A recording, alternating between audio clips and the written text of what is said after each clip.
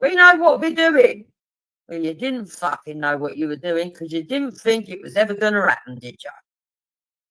You fucking bunch of freaks. So, that was my little ranting of it. You're standing in the corner of the room. What are you standing in the corner of the room for? Someone gave you a dance hat. What's that all about? Why are you in the corner of the room? What's in the corner? Don't know what's going on. Right, let's have a look through what some of the stuff I've looked at this week and last week. And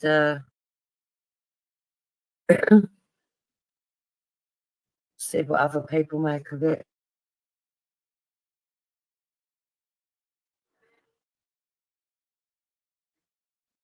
He's frightened by a fucking spider. To be fair, I don't like spiders, though. Yeah. And Hector don't much like spiders either. If we have to fucking tackle a spider, we need a broom, gloves, fucking safety goggles.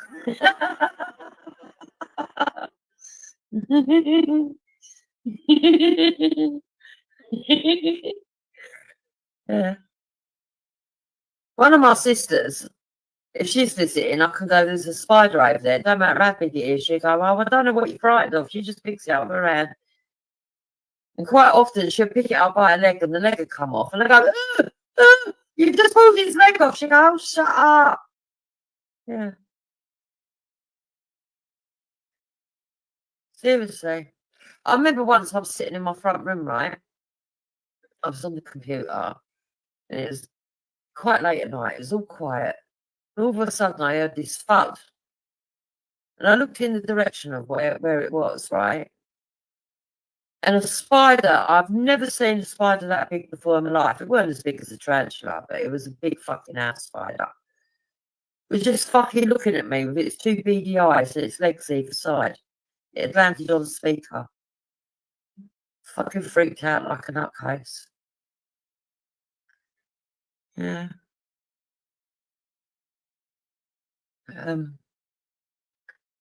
A lot of people go, don't chuck spiders away because they're good luck, they bring you money. No, I didn't leave it. I went and got someone to get it, and they got it in a fucking cup, threw it out the window, and then I had a good moan up, didn't I? What's the point of putting it out the fucking window, running, come back in tomorrow? It's probably fucking laid it. Oh, my daughter, right? She had a big spider in her front room, right in the corner, right by her patio doors. And she said, oh, I'm too scared to go near it, and he's too scared to go near it, and everything else, right? So she went, but I've decided I'm not going to get anyone to take it down because I've noticed that we don't get no flies flying in from outside because it catches them and eats them, right? So I went, oh, well, that's up to you, you know, if you can live with it. A few weeks later, I went back. She went, Mum, I went round to visit. You'll never guess what happened yesterday with the fucking spider. I went, what? She went, well, we didn't notice, but it had a load of eggs. She said, and there was fucking thousands of baby spiders all over the place. She went, loads of them. I went, what'd you do? She went, I hoovered them all up and then chucked the hoover out. I went, you chucked your hoover out? She went, yeah. I hoovered them all up and chucked the hoover out. Fucking hell. Oh, could you imagine that, though? It gives birth and there's loads of them. Creepy.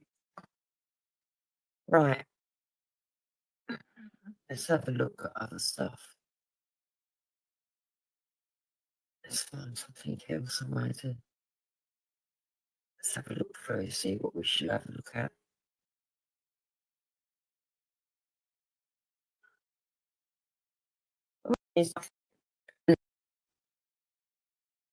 What's in the corner?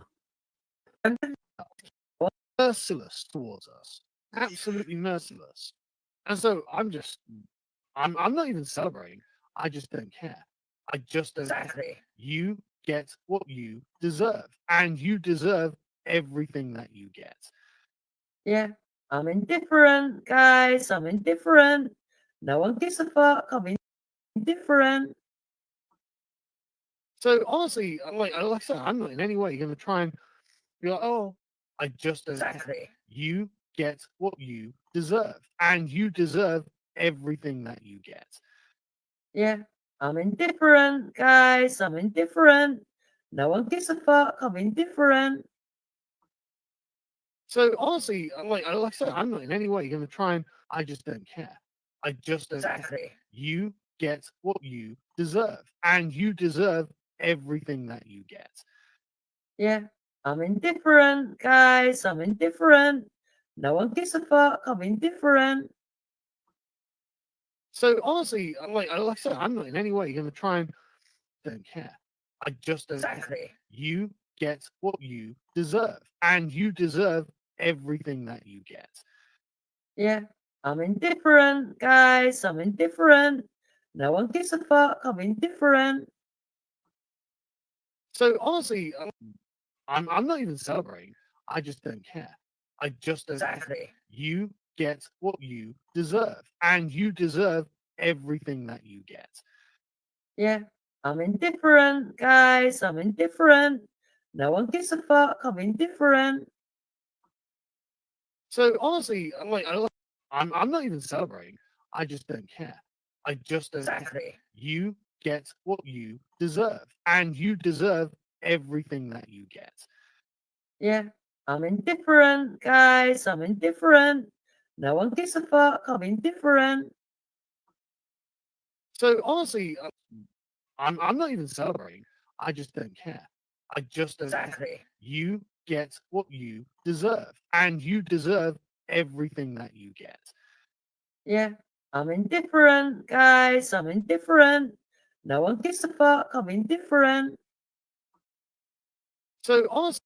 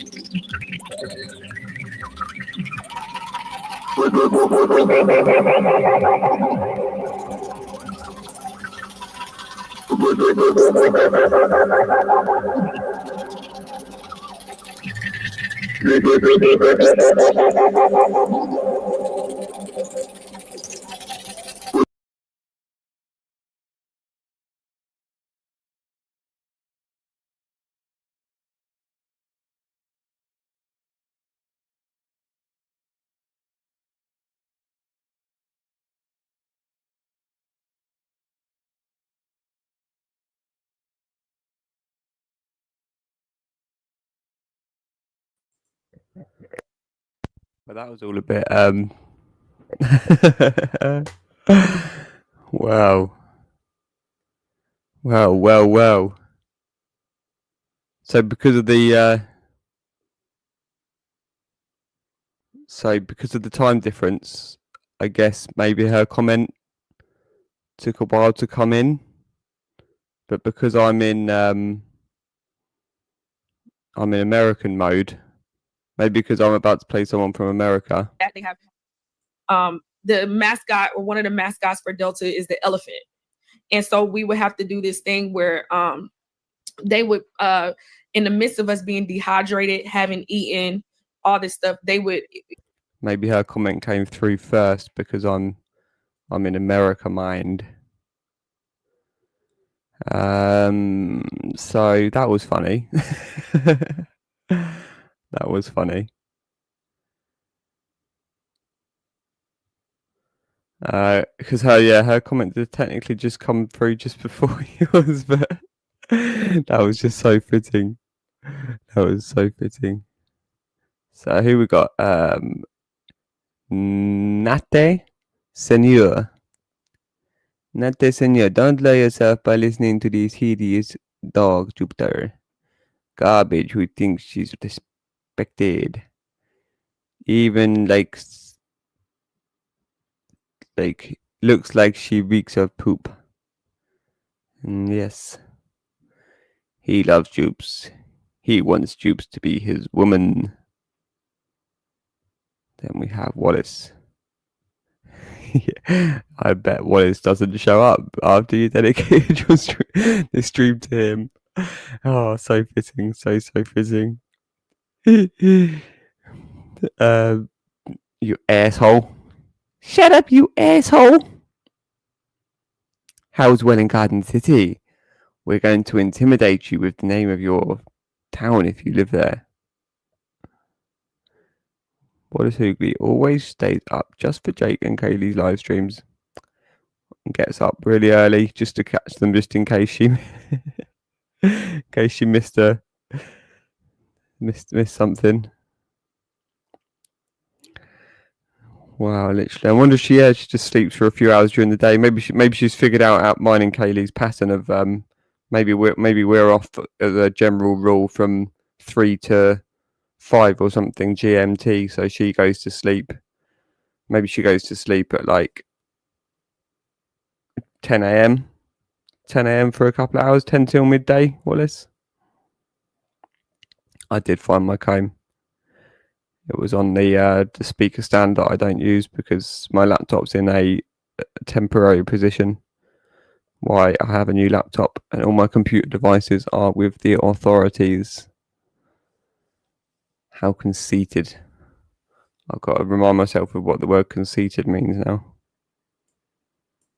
I think it means like superficial, doesn't it? Oh, I was just trying to highlight it. I didn't mean to do that. Where are we?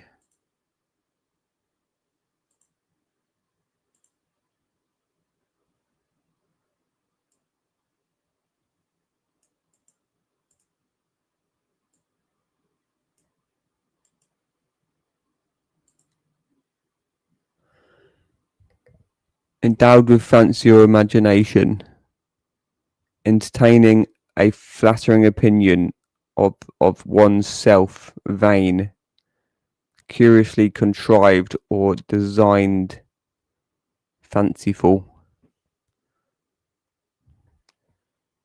Flattering one's own self opinion, vain. So vain's the most negative aspect of that definition. Then there's fancy or endowed with fancy or imagination. So what's fancy as a real specific, if there was one?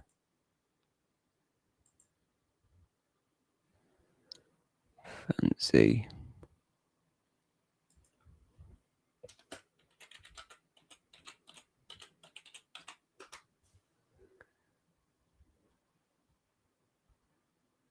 It's quite a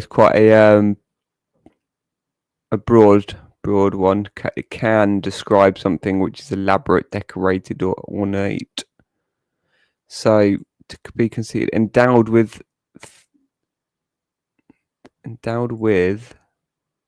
elaborate, decorated, or ornate things, or imagination. Yeah, I think you might be using the wrong word there, Wallace. I don't think I'm really conceited, but I think I do like to I think imagination is a powerful good quality as well in the right circumstances. But we'll just get rid of your shitty comment anyway. Just going to play some of this. I'm not reading for a moment. I'm just trying to find out. I'm just trying to sort out a camera to just try something. If we got information wrong, they would put a spoonful of peanut butter in our mouth. All the while our mouth is already dry, and then they would make us have to try to spit information while we have I forgot what they say, but they would just paddle. You ever seen like they got go back and read. This is the reason why we're exposing what is in the ritual. You have a copy. It's sitting underneath some shirts and it's dusted. You know what I mean? But when people go and read their ritual books, it's almost like the Lord opens their eyes and now they remember that they said it. But the arrogant and the prideful people, they won't go back and read their ritual book. They just they chalk it up. And that's why the Lord says, my people perish due to lack of knowledge. Because you have to be held accountable for the stuff that you did, because the enemy knew the exact wording of what to say for you to sell your soul. I'm not joking, bro. We sold our soul. When I read to you what we said, we literally willfully sold our soul to Satan. And if you do not break that covenant, I'm not kidding with you. This is a salvation issue. Like that's why it's so serious, man. It is we said wild stuff, and you tell me if Jesus is okay with this stuff. But let me breeze past real quick this underground process. I'm a breeze past it. Let me tell y'all some of the stuff that we would do when we would go to set. Okay, remember, guys, I told y'all that set is basically where we would go after the national process. It would start like around 11 p.m. and it would be now our first night that we went to set, we were in a Freemason temple.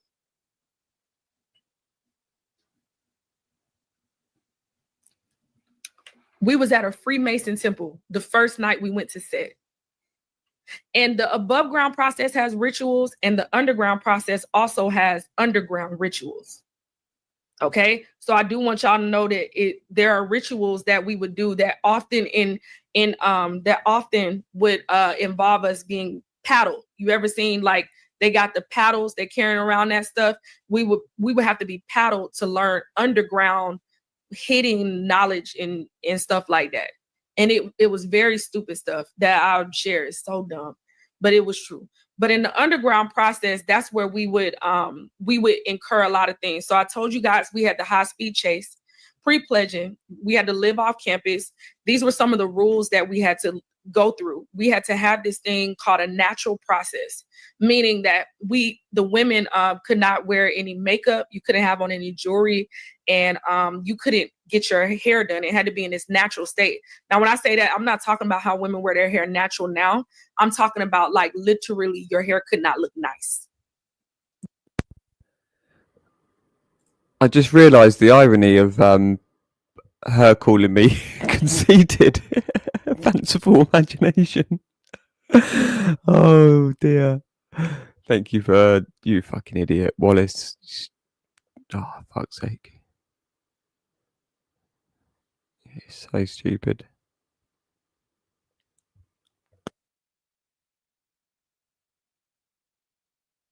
Like it could not look put together. Okay. Like, so you would be out here looking crazy, and I can actually show you a picture of what I look like, because I had it. We had to wear suits every day, brown, tan, white, gray suits. Okay, every day. So we would be on campus going to class looking crazy. Okay, you couldn't walk across the grass. You would have to walk on the sidewalks everywhere you go. If you walked across the grass, they would call you like you like to take shortcuts. They would call you I forgot what they say, but they would just call you somebody that likes to take shortcuts, whatever. Tia and Lala know, they'll put it in the chat. You couldn't go to the student center. You couldn't talk to any of your family or friends. You couldn't wear their colors. The set details, sets were called after parties. That was a code name for what they would call sets. They would be like, we're going to meet you at the after party. Because the thing is, they had to have a lot of code names, because if somebody ever got hurt or our phones were taken, because this is an organized gang, I'm not kidding, they would literally throw you away and say they don't know you. I'm not joking. Okay. So they would call that, you had to wear white bras, white panties. You had to wear this ribbon over your heart the entire time that represented the deity that you were pledging your life to. You would be yelled at, screamed at. They would call you all types of demonic names. B words, this, curse, you ugly, you this, everything would be degrading. If you was the prettiest girl online, they would degrade you and make you feel like you are nothing. Okay. They would call this process, we break you down to build you up. It was very demonic. But let me ask you, if they know that that's part of the process, or is it that maybe you'll tell me it's because they don't know. But if they know that this is part of the process, do you believe, Melissa, that this will work? Or do you believe that some of them, even at a young age, are telling themselves, well, they're only telling me this because it's part of the process. I know I'm pretty. I know my word. Or no, you think it still worked? Well, the issue is, remember I talked to you about the pre-pledging thing? Yep. Okay. They don't come all the way out with the level of stuff that they do online. I see. Okay. They build you up to get into that point where they talk to you like that. I don't know if you've ever heard of people who go through humiliation. Like it gets worse and worse and worse and worse. That's what it is. No one comes straight out and starts calling you a B. Right. You know what I mean? Like by the time it's gotten to that process, you've already endured so much that you're desensitized and you're just accepting whatever. It's almost like a person that's too deep in. You know what I mean? Like that's how it happens. That's how abuse happens. Like nobody just gets with somebody and then on day one they start beating you up.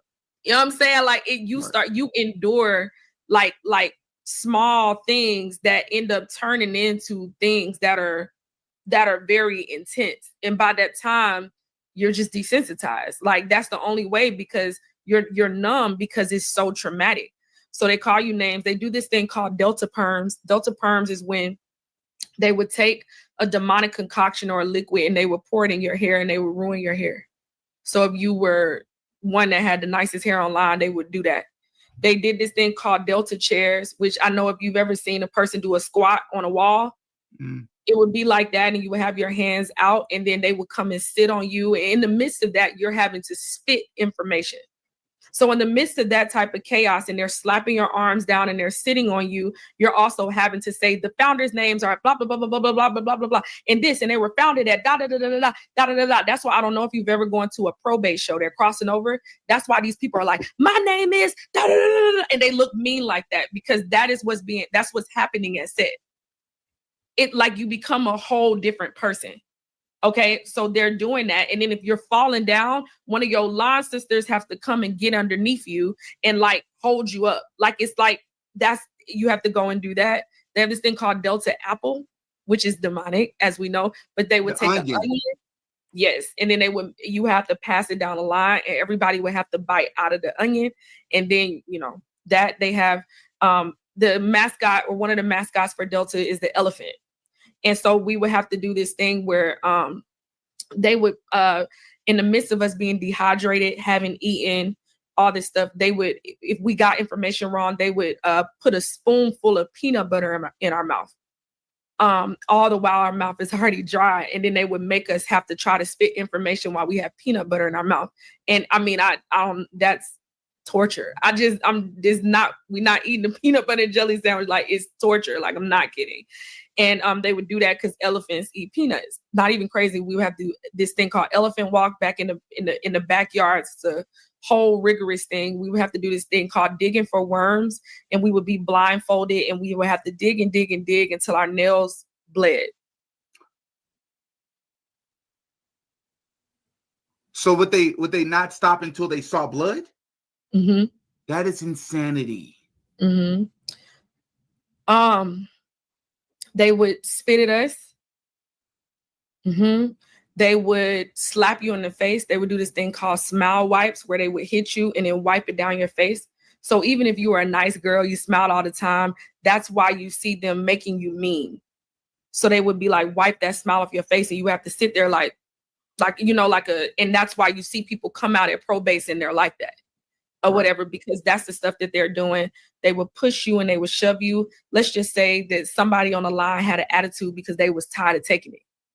Let's just say that, right? Let's just say somebody's like, nah, I'm about to buck up. You hit me one more time. This is how they would mentally haze you. They wouldn't take anything out on you. They would take it out on your line sister and make you watch. So now And you're that's conditioned to want to do everything the right way so that other people don't suffer on your behalf. Yeah. Yes. They would do this thing called necking, where they would slap your neck hard, like in the back, and wipe it off, because a lot of times you would be tucked because you would be locked up. There's this thing where you're underneath their arms and your head is tucked in the back of somebody else's shoulder or whatever. So they would do this thing called necking. They would try to break through your line, and you couldn't let people break through your line or whatever. Like they would try to, because that's how they're trying to condition you to be one, but they're really just making you like yoked to get. It's really just demonic and rough. They would be hardening you up to be aggressive. You would have to oftentimes take wood. That's where they would have the paddles and stuff like that. And you would have to take a certain amount of licks. I mean, sometimes you looking at, anywhere from number 13 to 20 licks in a night. So you could barely sit down. Your butt is black. And if they broke the paddle on you, they would gift that to you as a gift because you was one of the hardest people on the line. That is insane. Melissa, let me take a quick break real fast. Whenever I come, we're going to take a quick 2-minute break. I'm going to read some of the super chats, and then we're going to let you continue with your story. 1 sec.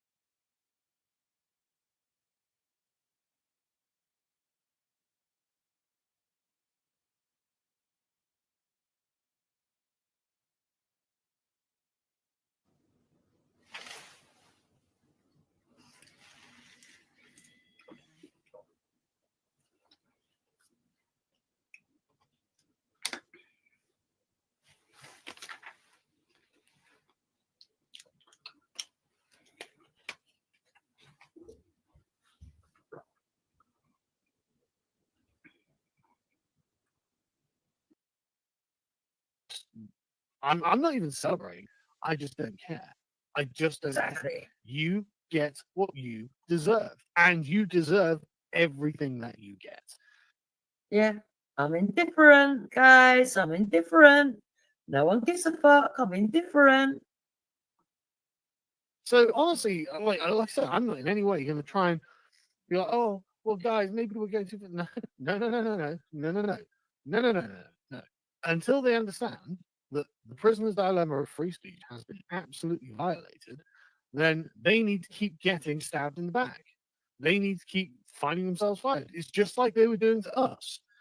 Until they realize that we're in this position now, where everyone just does personal damage to one another that they are capable of doing, and actually that's not the most favorable way for us to exist, frankly, as a society, online or anywhere else.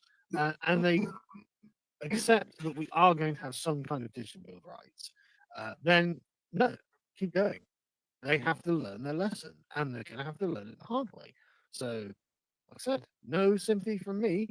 I would show you no mercy. Exactly. No one gives a fuck. Don't compromise. You wanted it this way. Suck it up. You know, at the end of the day, yeah, like I said, you wanted a dog eat dog world. Yeah, you got a dog eat dog world. You drove it downwards. The left drove it downwards. You know, and every time we kept saying to them that, listen, this is only going one way. You know, start looking at your own behaviour. You might want to point out our bad behaviour, but look at your own. Get back to civility. No, we know what we're doing. We know what we're doing. Well, you didn't fucking know what you were doing because you didn't think it was ever going to happen, did you? You fucking bunch of freaks. I don't even know what she's fucking talking about. You didn't think it was gonna happen, did ya? You fat fucking think. I want to point out our bad behaviour, but look at your own. Get back to civility. No, we know what we're doing. We know what we're doing. Well, you didn't fucking know what you were doing because you didn't think it was ever going to happen, did you? You fucking bunch of freaks. So, that was my little ranting of it. You're standing in the corner of the room. What are you standing in the corner of the room for? Someone gave you a dance hat. What's that all about? Why are you in the corner of the room? What's in the corner? Don't know what's going on. Right, let's have a look through what some of the stuff I've looked at this week and last week. And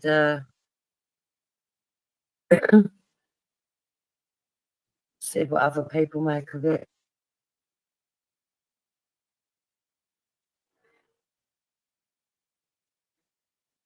He's frightened by a fucking spider. To be fair, I don't like spiders though.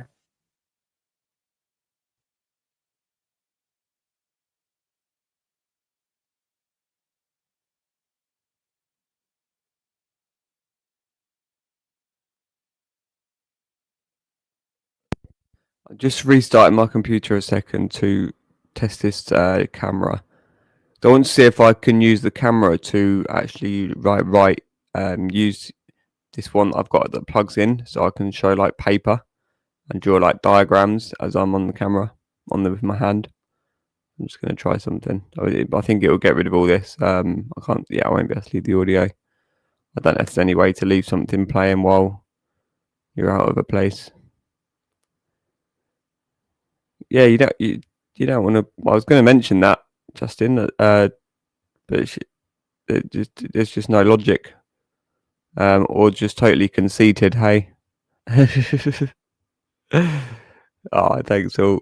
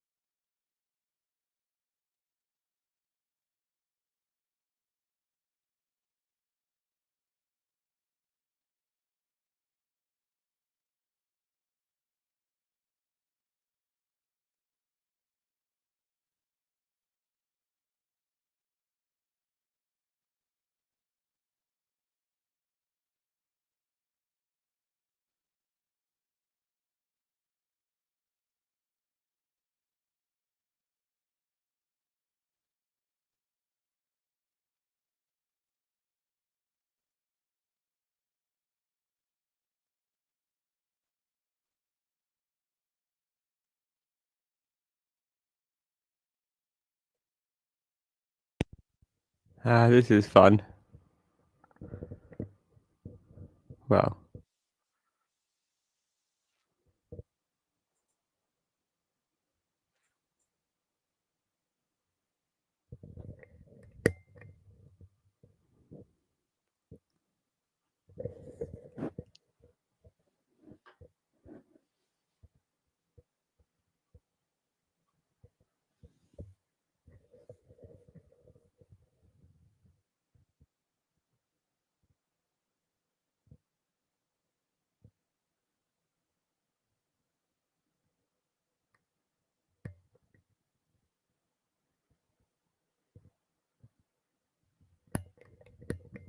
I didn't realise the picture was screenshots. It's that's the only thing is about these screenshots. How they? Well, let's see if I could fit to screen.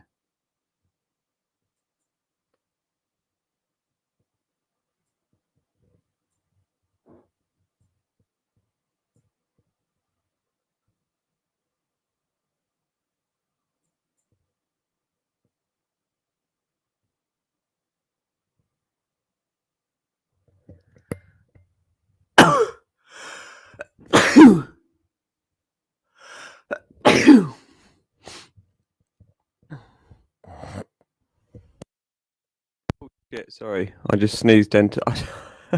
I meant to mute and I sneezed it right into the mic. Apologies for that.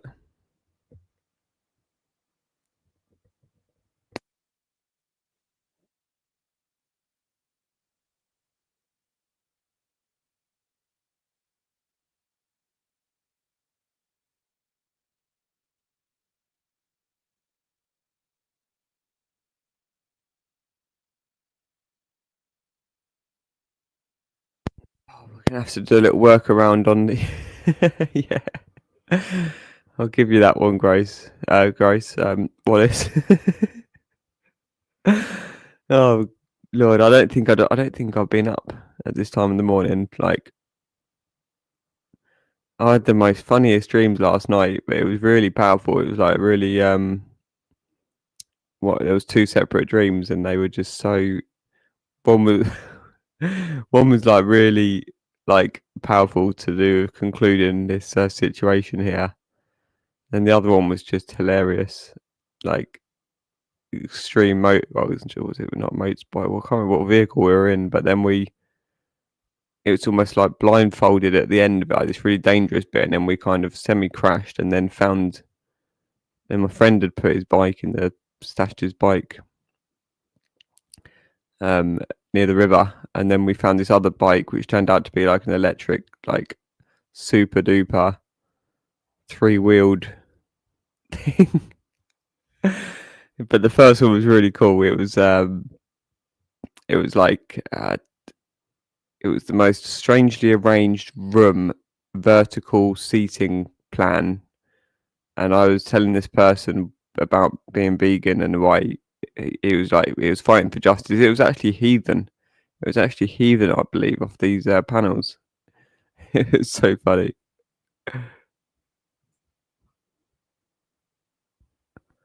See if I can get a better screenshot.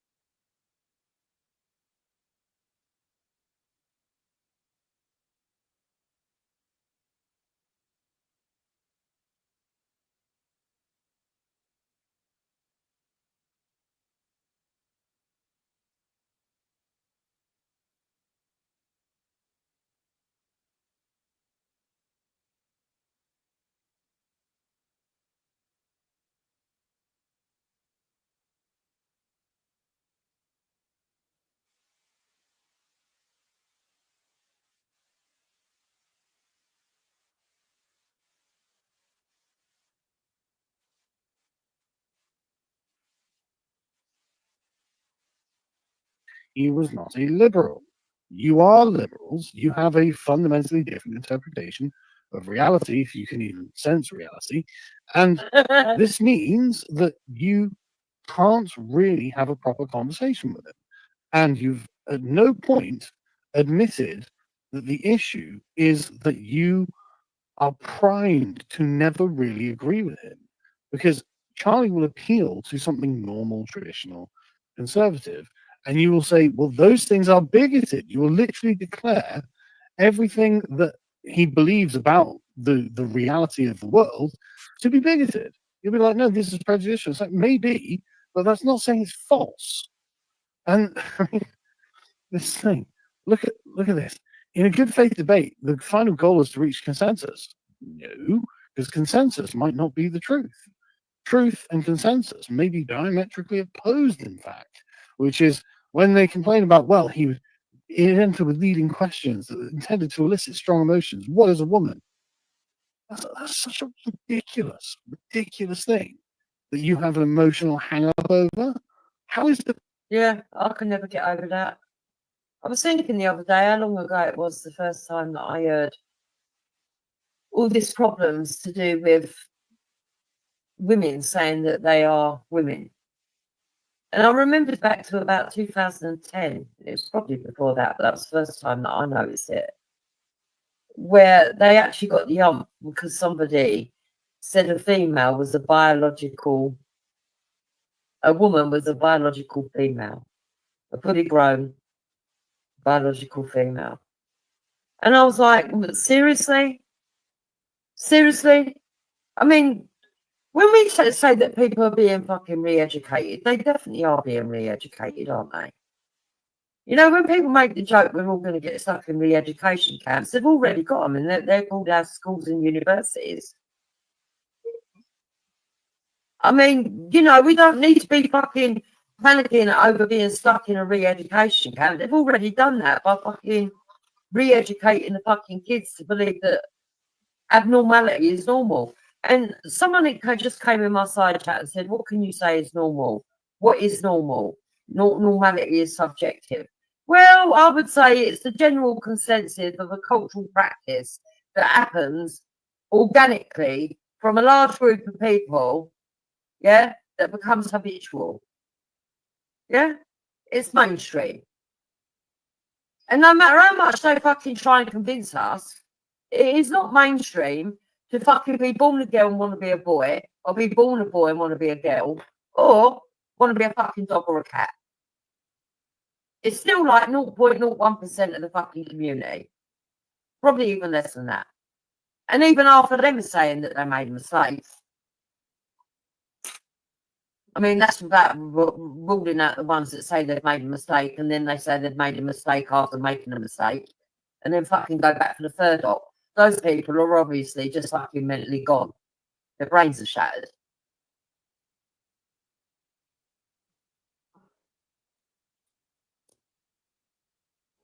Defining a woman, the natural category of woman, something that you get strong emotions elicited from? I'm just like, well, it's an adult human female. Like, it's, I mean, half the human race are females, are women, and like, you don't, in any normal time or place, in any other time of the world, really, would you ever have to even ask that question? Because the answer is just so self-evident. It would seem trivial. And yet, modern liberals are like, oh, this is eliciting strong emotions from me. What is a woman? Oh, you just are hateful. It's like, no, he's a person who just wants to understand the world around him. He believes that there is an objective reality and that we have access to it. And honestly, on this, I think he's correct. And if you don't agree with that, how can we come to a consensus?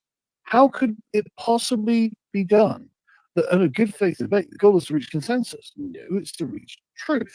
Who is correct in what they are saying? Who is incorrect about what they are saying?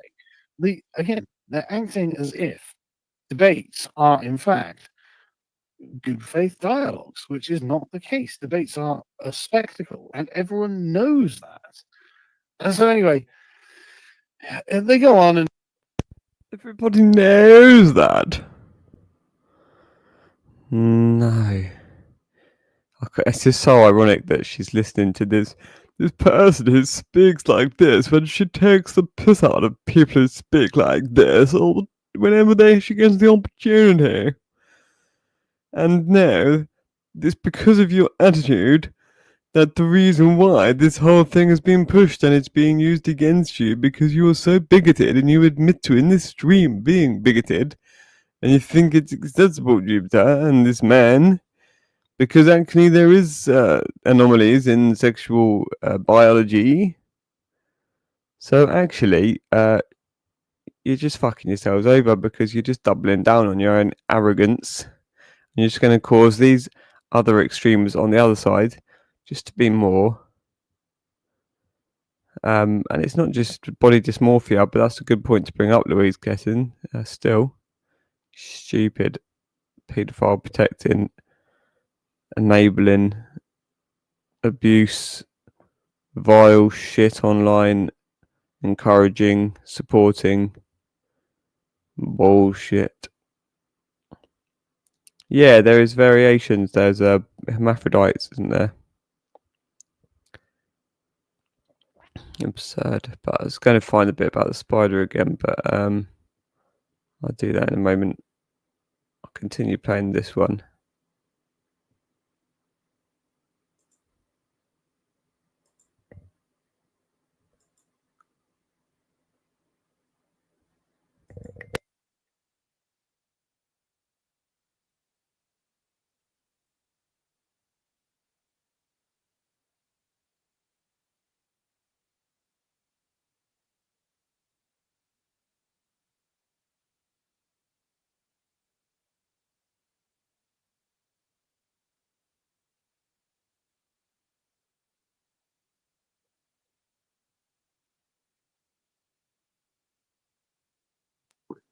Yes, I only have like one more minute with the underground stuff, and then I want to move to the above ground. So this applies to every person, you know, just so you may. But the underground stuff, I think I stopped at the taking wood piece. Like, Yep. you know, that's the big thing. You know, if some people are fraternities and sorority members, you'll see that in their house sometimes they'll have like broken paddles or like paddles on their wall with the sorority thing.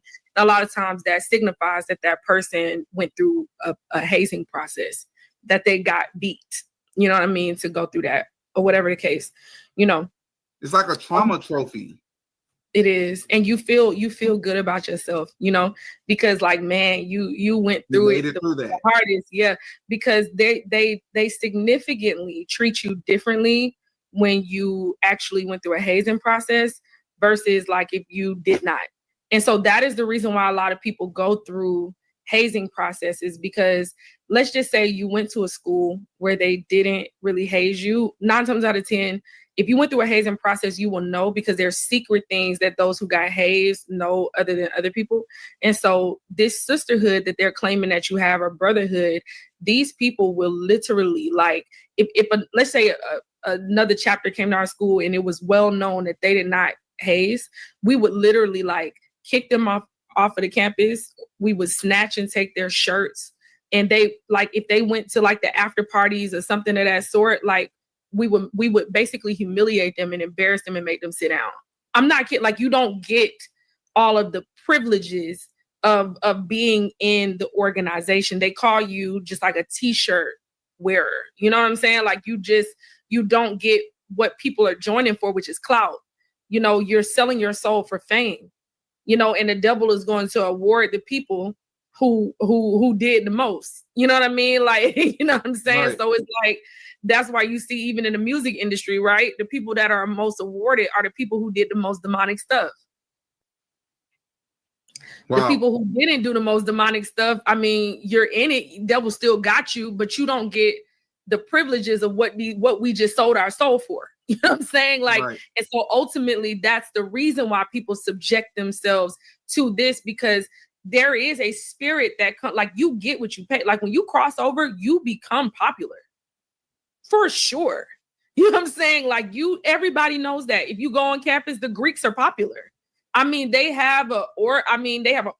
You could take a dude that never like had any play, essentially. Like, the moment he became Greek, like, he is the most popular person. Like, there is a transfer that has taken place spiritually to where these people they are now elevated on campus almost as like little mini celebrities, you know? And so ultimately that's what that looks like. So yes, we had to take Wood, which was getting beat or whatever. You had to be in a squat position and then allow them to just hit you.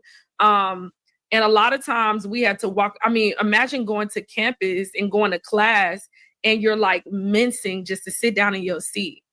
And people are looking at you like, what's going on? Like, I remember having a professor look at me one day and say, in the middle of class, and she was like, are you okay? Like, I'm not kidding. And I had to like leave campus because I felt like she was gonna call the police and send me to the doctor. I'm not joking, man. You know, for real. This really happened, man. This is for real. Like, this is before the Lord. Like, this And happened. before the Lord. So during this time, it never crosses your mind at any point in time to back out, to maybe this is a mistake. This is not what I thought. This is not what my family told me. Because you're thinking about what it's going to be like on the other side. Yeah, this is an idol. You're just thinking, man, we just got to make it through. We almost there. It's almost time to cross over. It's idolatry, bro. I'm pledging. No one goes through something like this or goes through all this stuff if it's not an idol on your heart. You know how far you would go for an idol? You know what I'm saying? You expecting a godless person to have convictions. Ain't no way. I ain't had no convictions. You know what I mean? Like I you know, this is my God. You know what I mean? Like, I was groomed to do this since I was a baby. You think I'm gonna back out? You know what I mean? Like, this you is think what you've been living your whole life for. I'm gonna back out. You know, that's the demonic mindset we're in, because it's an idol.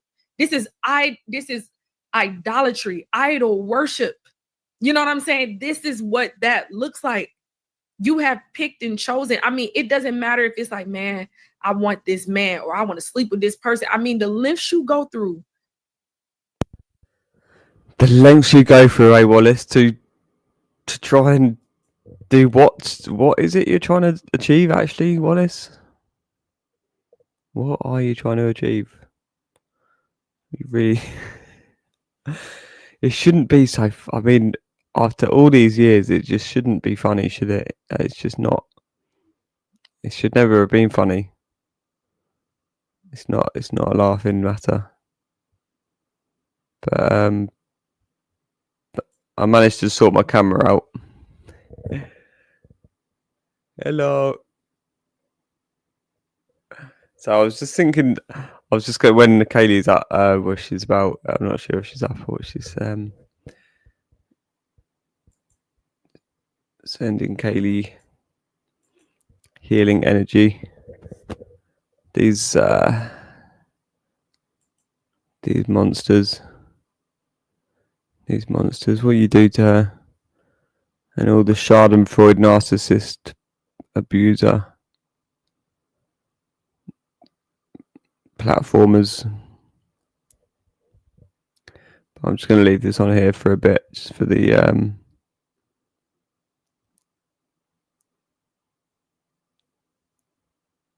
yeah, I'm going to break up the other video into bits and just maybe reflect on some bits in a bit of a while. But yeah, just go and do your own thing somewhere for whatever you want. And I'll catch you later. I'm just going to leave this playing. Well, I'm just going to leave this screen out playing nothing, actually. I'm just going to put some music on in the background for a bit.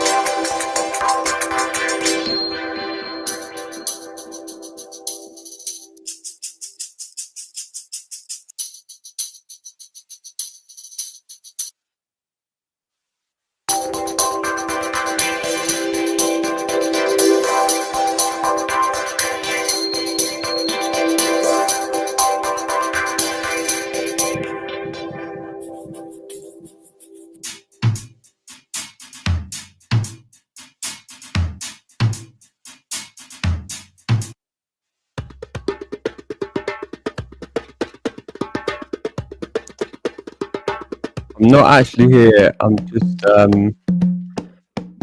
recalibrating some things. Just getting on with the morning, really. Are you the account that was Sinbad the other day?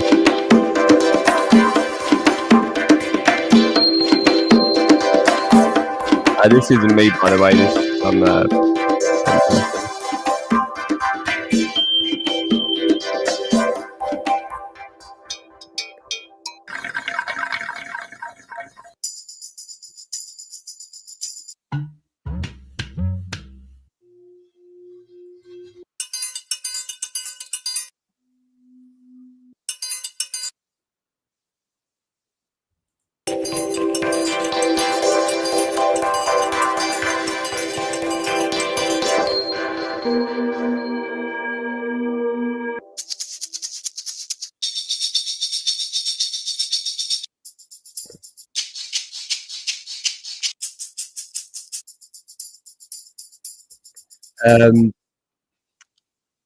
I noticed it's your 3 month. It's your 3 month.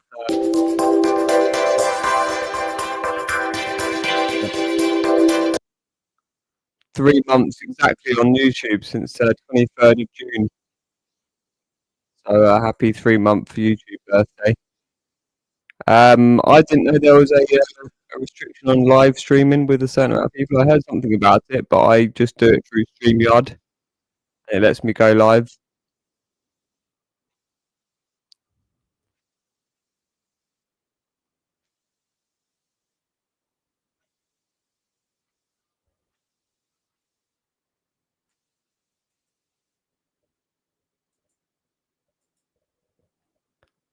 This one's great.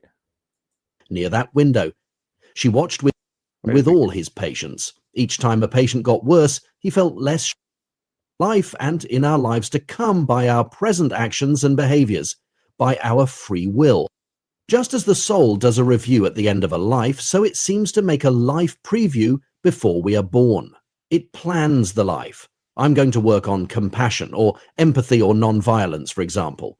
It sees how the life is set up, whom we're going to meet, who will help us along the spiritual path, and how we're going to help them. It's complicated because there is an interaction with other souls, and they have their plans too. The people we meet and the experiences that are set up help us learn. This is destiny. Okay, you've met this beautiful person and you had in your life planned to spend the rest of your lives together, learning together, helping each other as you progress toward immortality. But the person is of the wrong religion, or lives too far away, or your parents intervene, or you don't have the courage to override the influence of your culture. So you choose not to marry that person. Interesting, yeah. It's interesting. Yeah, maybe we'll find out one day. YouTube is going to go through a big public exposure very soon as to what has gone on and why, and who's made what decisions.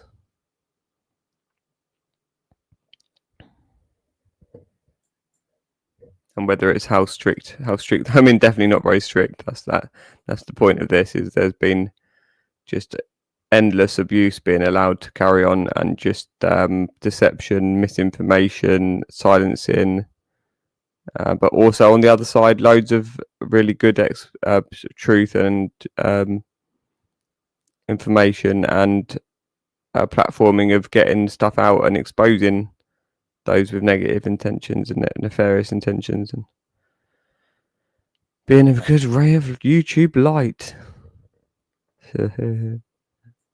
either spiritually or physically. This is free will. You had a choice and freely made it was no. The choice will bring you to a destiny point that might not have occurred if your choice had been yes. That is how we change our future in this life. If you meet this person and marry, it will put you on one road that you chose with your free will, and it will affect the rest of this life and your future lives. If you choose to separate, you'll be on a different road, and you may be learning different lessons. You may meet a different soulmate or have a different experience. You will work primarily on empathy, say, rather than non-violence. The more important questions are how quickly you are going to learn and how much happiness, spirituality, tranquility, and so forth you are going to have in your life. The answers depend to a large extent on your free will. It is like climbing a tree. There are many different branches and many different choices. You'll come to the top of the tree eventually, but it may take 5 lifetimes or 10 or 30. How many lifetimes will it take to fulfill your soul's goal of learning compassion, for example? It will depend on the choices you make. Thus, both destiny, the tree, after all was there, and free will coexist. I don't believe in psychics who say, you're going to meet this wonderful person in 2008 and you will be married. They may be skillful and talented psychics, and they may be right that you'll meet your partner in 2008, but it's free choice that will determine whether or not you spend your lives together. You'll choose based on your own intuition, not on the psychic. Here is an example of a free choice made in the present that will change a man's future lives. It wasn't come by easily. Choices he made in earlier lives affected this one, and if he hadn't been able to regress and to understand the regression, I'm not sure how long it would have taken him to find the right path. His name was John, and he died in what might have been the Great Fire of London. He wasn't sure of the date, only that it was a fire, it was in the Middle Ages, the city was London, and he died. The event traumatized him in the lifetimes to come. I didn't know about it immediately. As with all my patients, we spent the first sessions discussing his present problems and trying to see if there was a root cause for them in his childhood or in other aspects of this current life. Then there were several regressions leading to dim and inconclusive images, and one that led to a vivid past, but not to the fire. The first thing I should know about him, he said almost as soon as we shook hands, was that he was rich. Usually people tell you their age, where they live, their marital status, a little about their family history, or what they do for a living. Not John. I'm a wealthy man, he said, and then kept quiet, as though that was all the information I needed. I was tempted to say, well, good for you. Wealth doesn't impress me, and to boast about it seems not only bad manners, but bad taste. But I quickly realized he wasn't boasting, for the statement was delivered without joy or pride. It was as though wealth was the problem he had come to see me about. We would get to that. First, I wanted to study what he looked like and then take a conventional history. Actually, John's appearance announced his wealth almost as directly as he did himself. He was in his early 60s and had the kind of mannequin looks that come with facelifts. Custom-made shirts, frequent Caribbean vacations, or a good sun lamp, teeth whiteners, a personal trainer, $200 0-cents haircuts, and a weekly manicure. I had the feeling that if someone struck him gently with a hammer, he would crumble like a new jerry-built facade on a rotting house. It wouldn't have surprised me if he had been or still was a professional model, though that did not seem a likely profession for him. Indeed, as it turned out, he had no profession at all. He lived in a Palm Beach mansion with 20 rooms, servants, and a 4-car garage. His wife Lauren was someone whose picture my wife Carol had seen not only in the society pages of the Miami Herald, but also in articles about Florida society in Vogue and Vanity Fair. There was another house in Barbados, a flat in London, and a pied-à-terre in New York. There were also 2 children, Stacy, 19 in her sophomore year at Wellesley, majoring in boy, John said, and Ralph, 25, finishing law school and hoping to clerk for a Supreme Court justice. John was not optimistic about the boy's chances. "What about you?" I asked. "Are your parents alive?" "Died 8 and 10 years back." "You had a good relationship with them?" "I suppose so. They were very social. When I was a kid, I was brought up by nannies, but Mum and Dad often took me on trips with them. From the time I was 12, they sometimes let me have dinner with them when they had invited guests. When it was just the 3 of us, we ate together, of course. But that didn't happen often. Who were the guests likely to be? Their friends, naturally. Mainly the neighbors. When they came to dinner, I'd be there too. They liked to play bridge after dinner, but by then I'd be in bed. And there were the business guests. My presence at such dinners was strictly verboten. Dad was what is called an international financier, whatever that means. All sorts of illustrious bankers showed up, along with an occasional deposed dictator of some South American country, and from time to time a European muckamuck.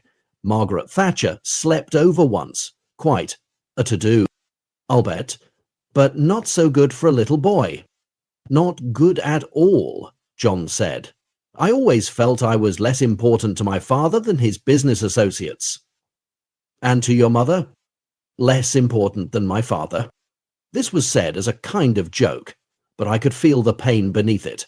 His mother had centered her attention on his father, not on him. Any siblings? I'm an only child. They didn't have time to neglect more than one. What about childhood friends? Dozens of acquaintances, no close friends. My parents would throw huge birthday parties for me, and it seemed every child in Florida showed up, but I quickly realized they were there for the food, the favors, and the pony rides, not because I was close to their hearts. Even my school chums were only that. Chums. They were all nannied too, closely supervised, so we didn't have a chance to get into mischief. Even now, I get jealous when I hear about street gangs or reformatories. It seems to me those boys had it better than I did. His small ironies covered large wounds, I thought.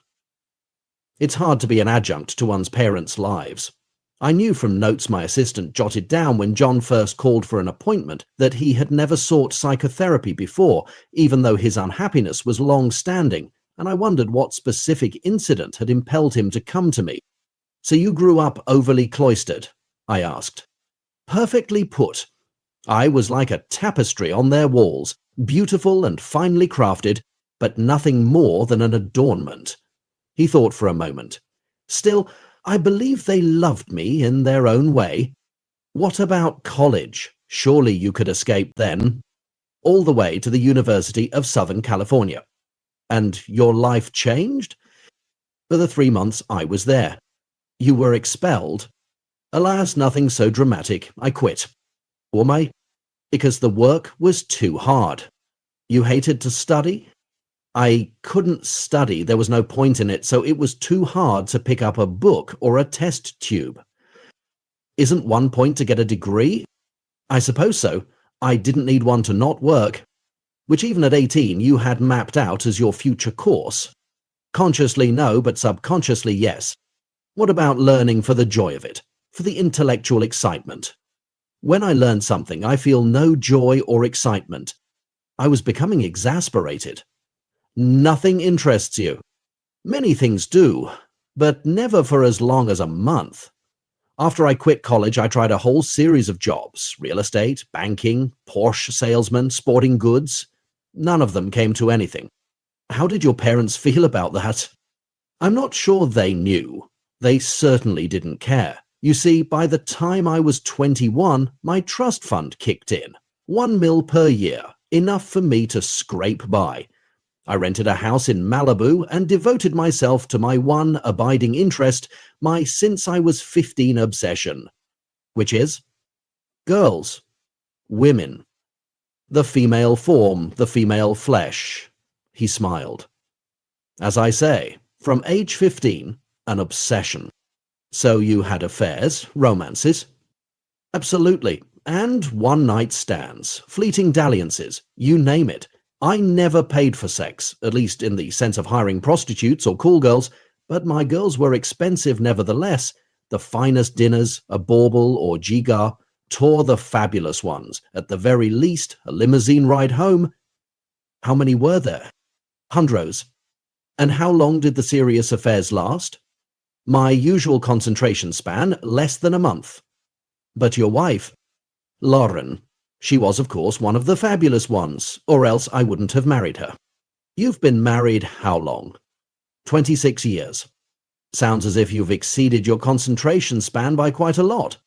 Not really. We've been married for a long time, true, but both of us lost interest quickly. With us, it is more of a business arrangement. My mind shuddered. To law? Never? What do you take me for? No. Lawrence and my business is being rich. With our combined resources, we can buy anything we want. Give me an example. Ooh, you bought Madagascar? He laughed. Not really. Actually, our money goes toward good works. My parents funded a foundation for charitable work. It established startup home tutoring programs for inner-city 4- and 5-year-olds from troubled families, set up AIDS clinics in 17 different locations, with more to come, that sort of thing. And Lauren and I contribute heavily to it. The interest on the interest. But you don't take an active part in managing it? Another laugh, this time tinged with bitterness. I couldn't manage a lemonade stand. Well, working for it then. Looking for new projects? He shrugged. Too much work, too much trouble. Does Lauren feel the same way? She has her own public relations firm. It occupies her lull time, though God knows she doesn't need the income. I decided to provoke him. His airy dismissal of any ambition, any goal, seemed a symptom of an unquiet soul.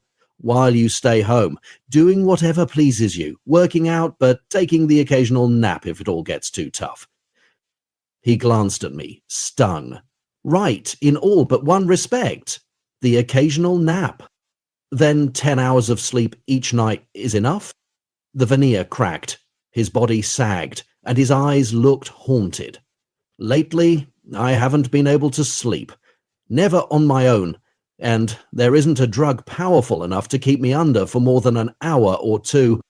Yet you lead an ideal life. Plenty of money, good looks, your pick of women, an understanding wife, a gorgeous home.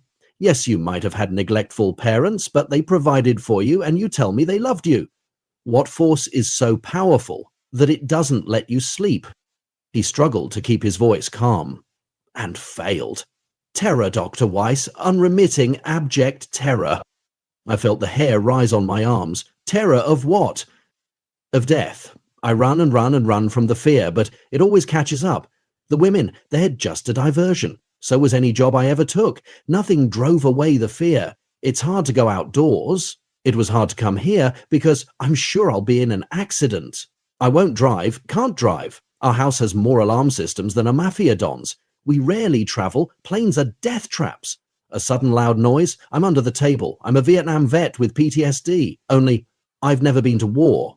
The idea of my handling a gun is ludicrous. Jesus, I'm scared to carve a turkey. Last week I heard a car backfire and I fainted, passed out. I decided it was crazy and I'd better do something about it. So I called you. He sat back, pale and shaken. I often find it difficult to figure out whether the causes of a patient's symptoms lie in his present life or some past life event. Here, given John's present life history, there seems no question. Only something that had happened in a past life or a series of past lives could explain his trauma. I discussed the issue with him. I'm game, he said. Nothing could be worse than what I'm already experiencing. Our first attempts were inconclusive. It was as though John was reluctant to investigate the past. Eventually, he reached a significant period, and it galvanized him. It's many centuries ago, John said, his eyes closed, but his body tense. I'm a great warrior, a warrior king. The army I lead is encamped outside a fortified city, its walls unbreachable because many of my men have grown sick from dysentery, and too few of them are well enough to mount an attack. Nevertheless, if we don't take the city, our weakness will become known, and will be slaughtered in the field. I've arranged a meeting with the ruler of the city, but before it takes place, I have my men pitch their tents and put on their armor to disguise the extent of our plight. What he sees before him when he looks at us from the battlements, I tell the ruler, is just a small portion of my army. Not 5 miles away is a force of 3,000 men, only awaiting my signal before they attack. They have been without women for several months. The rape of his people's wives and daughters is only one of the consequences he can be sure of if the city falls. The men will be killed, and the babies roasted on spits. My men have committed such atrocities in other battles, and word of them has reached the ruler, so he believes what I say. What will you have me do, he asks. Give up peacefully. Let us occupy your city, only for the time it will take us to rest and care for our horses. Then we will leave. There are more important battles to be won elsewhere. The ruler agrees. He opens the gates to the city. Immediately my men attack. They kill all the able-bodied men, they ravish the women, and I rape the ruler's daughter, for I too have been too long without a woman's comfort. When we are finished, we set fire to the city, bolting the gates closed behind us as we depart. The fire spreads to the nearby woods, but my men are unharmed. All those within the city are burned to death. My name becomes synonymous with cruelty and destruction. I'm feared throughout the region. Great rulers give me untold riches to prevent my attacks. I can buy anything I want, have anything I want. I led him back to the present. Including Madagascar, I asked, when in his review he discussed his feeling of wealth and power. He saw the connection between that past life and this present one, but my little joke didn't amuse him. He was staggered by the extent of his cruelty, horrified that in whatever life, in whatever persona, he was capable of rape and murder. I suspect you've paid for it, I said. In another life? Precisely. In that life, you remained unscathed. You must have been afraid somebody would take revenge on you. He nodded. But nobody did. The fear that you felt when you looked over your shoulder isn't commensurate with the terror you experience today. He took a deep breath and exhaled with a sigh. Then let's go back again. It's to the time of the Great Fire. John was a wealthy merchant who neglected his wife and their 2 children in favor of countless affairs. His wife had left him, preferring to go penniless rather than stay with him, and she had taken the children with her. One of them, their 6-year-old daughter Alice, was visiting him, begging for money, when the fire broke out. He had fallen into a drunken sleep on his bed. His frantic daughter had been unable to rouse him when she first smelled the flames. It wouldn't have done either of them any good if she had.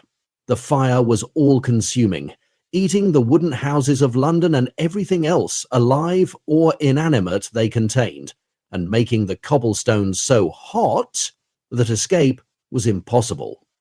My first sensation was that I couldn't breathe, John said, gasping even as he relived it. The smoke was so thick it was impossible to see. I could hear Alice screaming as her hair caught fire, but the screams soon stopped. I suppose that, mercifully, she had died. Death came for me too, but it took its time. The flames seemed to crawl their way up my body rather than taking me whole. My legs burned first, then my torso, and only after a long time my head. It was as though I was being crucified for sins like drunkenness and adultery. Bad sins, I admit, but I didn't seem to deserve such a cruel sentence of death. In his life review, John realized that he had committed sins requiring the harshest punishment, only they were from his earlier life.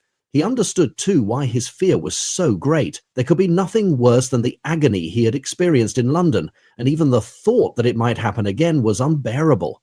Rather than traumatizing him further, the visions of his cruelty and subsequent punishment by fire ignited in him impulses of compassion and charity. He took a far greater interest in his parents' foundation, at last channeling his great wealth into projects he oversaw himself.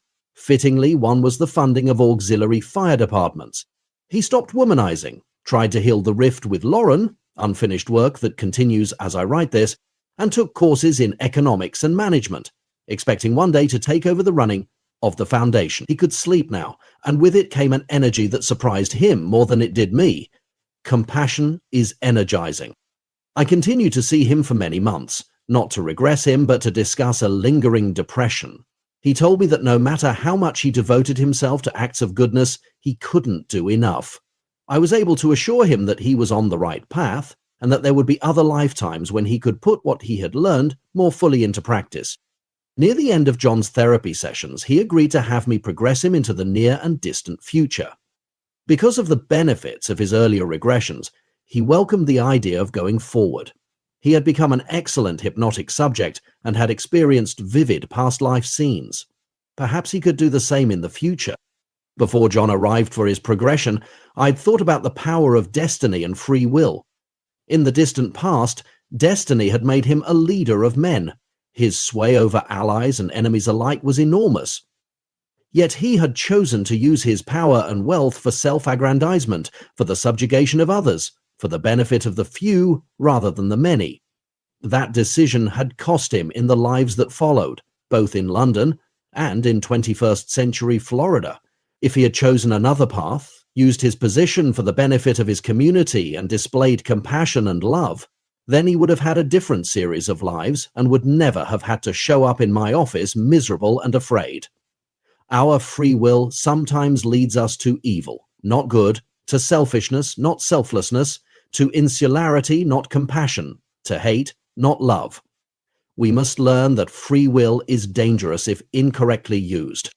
John's ability to go deep under hypnosis convinced me that his reports of his journeys into the future would be accurate, made up of what he had actually experienced rather than what he fantasized or wanted the future to be. He had the ability to put aside his cognitive mind, his intellect, in order to experience the future directly, without distortion. Once again reaching a deep trance level, John moved ahead in time while maintaining an out-of-body awareness. He was quickly approached by two wise spiritual beings who led him to a fork in the road that indicated the way to future lifetimes. He telepathically heard from the wise men that one of the divergent paths, the one on the left, was the route he would have taken if he had not chosen compassion, charity, and generosity in his current lifetime. The one on the right was his reward for choosing wisely. I led him down the path on the left so he could see what fate he had avoided through his current actions. I'm on a footbridge, he said, surrounded by fog, but when I reach the other side, I can see clearly. I'm a woman named Diana, an American. It's maybe 100, maybe 200 years from now, no more than that. And I'm carrying my baby girl home from a laboratory. I'm unhappily married to a hovercraft pilot who has long since stopped loving me and takes his sexual satisfaction from other women. So the baby's not his. I've never been pregnant. The baby is the result of an advanced cloning procedure. She'll literally be a little me, though I hope her life turns out more happily than mine. Cloning was perfected because human fertility and birth rates have declined precipitously due to the chemical toxins in the food, water, and air. Most people choose the lab method, and I'm glad I did. At least it's not my husband's child. I haven't traveled much, but my husband has. He's been all over the world in his hovercraft, which can go faster than the speed of sound. When he was still speaking to me, he reported that farms and forests have disappeared, that technology accidents have made many areas uninhabitable, and that people live in huge city-states that are often at war with each other, further polluting the globe. Life, as Diana described it, was not so different from now. People still suffered from the same problems and maladies. Science and technology had advanced, as often for ill as for good, but human ambition and prejudices had not changed. The world was a more dangerous place. Synthetic foods had helped allay hunger, but pollution threatened fish and the water supply. I brought her ahead in her life and she began to cry. I thought my daughter would be a joy to me, but she turned out to be as cold and cruel as my husband. I lived to be more than 100 years old, yet each day was a burden, a time of sadness. Death was a relief. I was as alone when I died as I was throughout my life. I led John back to the fork in the road. Still in a deep state, he understood immediately that he had learned how his London wife felt when he, the wealthy merchant, had neglected her. It was exactly what he felt when he became Diana and her husband deserted her. John knew, however, that Diana was a figure in a life he would not follow. He had chosen the road on the right, and I led him along it now. I'm the president of a prestigious university in what had been America before all national boundaries disappeared. I'm immensely rich, but I live simply with my wife and 3 children in a house on the campus. I use my money for scholarships, attracting the most talented people in the arts and sciences to the university. I love working with them. Their young minds are full of fresh and innovative ideas. Together, they and I and the fine faculty that teaches them look for ways to create unity among the people of the earth by encouraging an emphasis on the similarities and not the differences between them. I am a renowned man, but that means nothing compared to the joy I get from life. John's visit to this future was short. He would enjoy it fully when it was time for him to go there. I instructed him to go beyond these 2 paths to a more distant future. He grinned happily, still in his deep state. "Which place do you want me to go?" he asked. "I can transport myself anywhere I wish. People don't need bodies anymore, though they can have them if they feel like it. It's fun for sports, say, and surely for sex. But we can go anywhere and be anyone by using visualization and thought. We communicate through consciousness and also through light auras." His own pleasure delighted me. "From the way you describe it, this must be in the very, very distant future," I said. "Many thousands of years from now." "No," he answered, "not so distant as you think, though I can't tell you the year. The Earth is very lush and green." Again, this mirrored many of the other reports I was hearing. "I can't see many people, but this may be because most don't wish to have bodies. They're happy being consciousness and light. The world is a transcendentally peaceful place, with no hint of war, violence, misery, or grief. I've been able to scan the planet for negative emotions. None exist. There's no evidence of anger, hatred, or fear, just peace." He could have stayed for hours in the future he was experiencing in my office, but by my watch it was a morning at the beginning of the 21st century, and there was another patient in my waiting room, so I had to bring him back. When he came for his next session, he told me that he didn't want to return to the far future. "It was too beautiful," he said. "I have to live in the present, and for now that's beautiful enough." John knew he had learned valuable lessons over his lifetimes, and that there were many still to be learned. He realized that the choices he had recently made would profoundly affect his futures, but that in those futures he would have to make different, equally important choices to reach the glories he had visualized in his travels far ahead. "But my choices alone won't produce that future," he said. "It is the collective decisions of all humans that will get us there." Perhaps so, and perhaps that time is, as John has seen, not so distant as you think. Chapter 11. Contemplation and Meditation. I am daily making myself what I am. The quote comes from Robert Thurman, the eminent Buddhist scholar at Columbia University, and to me, it is an energizing thought. I love the concept of process and flux that it implies. Every day you are new. Your thoughts, your intentions and actions, your awareness and perceptions are constantly evolving, and with each shift a different you emerges. You are not the same person you were 5 years ago or even 5 minutes ago, and neither are your loved ones, your friends, or your acquaintances. One result is that often we react to the old person and they react to us as we once knew them, so that, for example, the high school bully remains a bully to us when we see him again, even though he might have found spiritual peace and is the mildest mannered of men. So evolution isn't much good if you aren't aware of it. How can you mature if you don't see the process at work? How can you learn from life if you don't stop to experience it? How can you embody all that has happened to you physically and psychologically if you don't give your body and mind the time to ingest it? How can you change as your friends and loved ones change? The way to assess ourselves and others is through relaxed spiritual contemplation and meditation, and the time to start is in the present. There is a difference between them, although they are close kin. Contemplation means concentrating on a specific subject or object, the idea of loving kindness, for example, or the beauty of a butterfly. Meditation requires keeping the mind completely blank in a state of mindfulness or awareness, free to accept whatever feelings, ideas, images or visions enter it, and letting associations flow to all aspects of the object or thought, to understand its form, shape, color, essence. It is the art of observing without thought, without mental comment. It is far easier for the Western mind to practice contemplation. We are used to focusing our brains on a given subject, thinking about it, and analyzing it. Meditation is more of an Eastern concept, difficult to grasp and requiring a great deal of practice. It takes months or years to be able to meditate whole-mindedly, and you might not be able to fully master it in this one lifetime. That doesn't mean, however, that you shouldn't try meditating now. Remember, in this life, as in all others, you are consciously progressing toward immortality. The attempt itself brings its own profound rewards, and you will soon find yourself looking forward to the time of aloneness that meditation requires. You might want to start with contemplation, and the object to concentrate on is yourself. To find out who you are now, think of yourself in the moment. Let whatever thoughts you have about yourself, good and bad, enter your consciousness. Which negative or judgmental images and feelings would you discard as no longer accurate or valid? Which positive and self-healing impressions and feelings would you now add? What life experiences have shaped you most profoundly? When you have another life, what do you imagine would change from this one?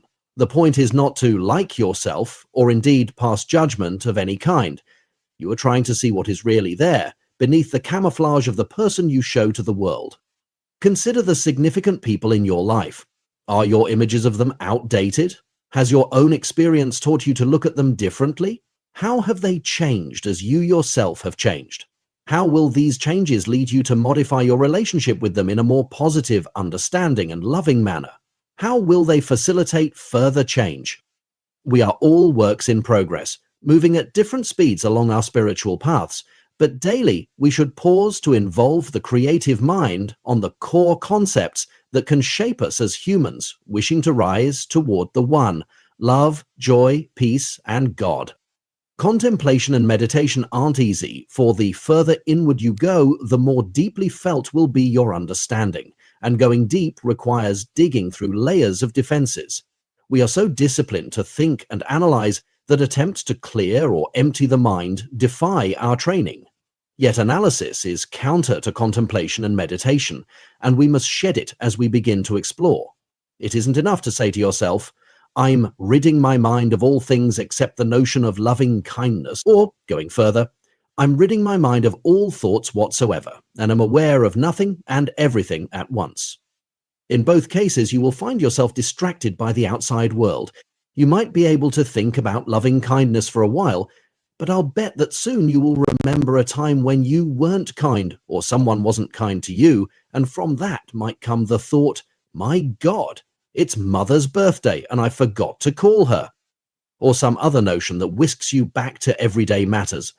And if you try to blank your mind entirely, you'll almost surely find it filling with mundane distractions. Your nose itches, or there is a housefly in the room, or the thought that if you keep sitting much longer, you'll miss the rerun of Seinfeld. The present discussion is mostly about meditation, but much of what follows is applicable to contemplation as well. Meditation stills the chatter that normally fills our minds, and the resulting quiet allows us to observe without judgment, to reach a higher level of detachment, and eventually to become aware of a higher state of consciousness. A simple exercise can demonstrate how difficult it is to keep your mind devoid of thoughts, feelings, to-do lists, physical discomforts, everyday worries, or household or business concerns. After reading this paragraph, close your eyes for a minute or two. I suggest sitting in a favorite chair or on a comfortable cushion or in bed. Be as comfortable as possible. Take a few deep breaths, exhaling away all the stresses and tensions you carry around in your body. Try to keep your mind calm and think of nothing, not even beautiful sunsets or gentle seas. The object is to still your left brain, the part that thinks and analyzes. Ready? Begin now. It didn't work, did it? You probably had several moments of relaxation and pleasure, but then you might have thought about how silly you looked holding an open book with your eyes closed. And then, perhaps, about a report. Would you make the deadline for it? Or did you forget the mint jelly for the leg of lamb you are serving your guests tonight? The stresses of today's world seem to intrude constantly into our daily lives, and in an artificial-seeming environment, in solitude in a darkened, silent room, they seem to pummel us. Under this barrage of stress, the physical body seems to function at a higher. This is such a profound moment to interject here. So, with being sensitive to everybody's circumstance, the casualness that people write about legs of lambs, the way that we have society had normalized such barbaric treatment of baby animals, the breeding of baby sentient, caring, loving little playful things, to brutalize in factories, ship in crates, in lorries that even crash from time to time. There's been crashes of chicken crates, and the chickens are mauled and they're flying. Someone got away, some are dead, some are crushed, some are half. That's just one extreme example of the ridiculousness of what can happen. But just to casually say, if you forgot the mint sauce for the leg of lamb, it's just so normalized and it has to stop. So, and it does just it takes away from why these books don't. I mean, there's so many different speakers over the years that have made certain quotes and then seemingly not, I suppose, hypocrisy, and I can say that for myself as well. That's actually something I wanted to discuss actually regarding food choices, options, regarding the abuse in the vegetable industry as well, and humbleness and humility and being honest and not a hypocrite, but also looking at relative scenarios and what it means to be vegan, and practicably what is not practically but practicably, and that's sort of potentially it's subjective, but it's also potentially got objective. In reality, it would have objective aspects, and that's where the whole GoOd, it comes down to what is our level of awareness and ability to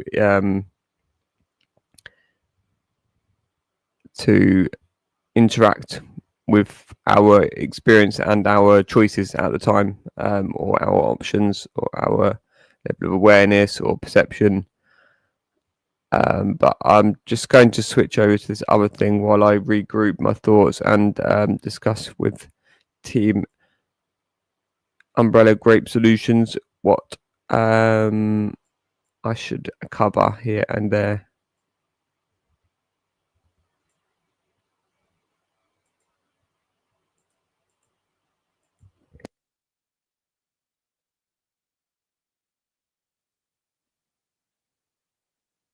Anastasia, Book 1.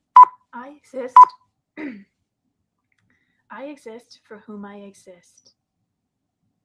Anastasia herself has stated that this book written about her consists of words and phrases in combinations, which have a beneficial effect on the reader. That has been attested by the letters received to date from thousands of readers all over the world. If you wish to gain a full and appreciation as possible of the ideas, thoughts, and images set forth here, as well as experience the benefits that come with this appreciation, we recommend you find a quiet place without a word to anyone. Well, this is far too quiet. I'm just going to have to... Let's just play this one while...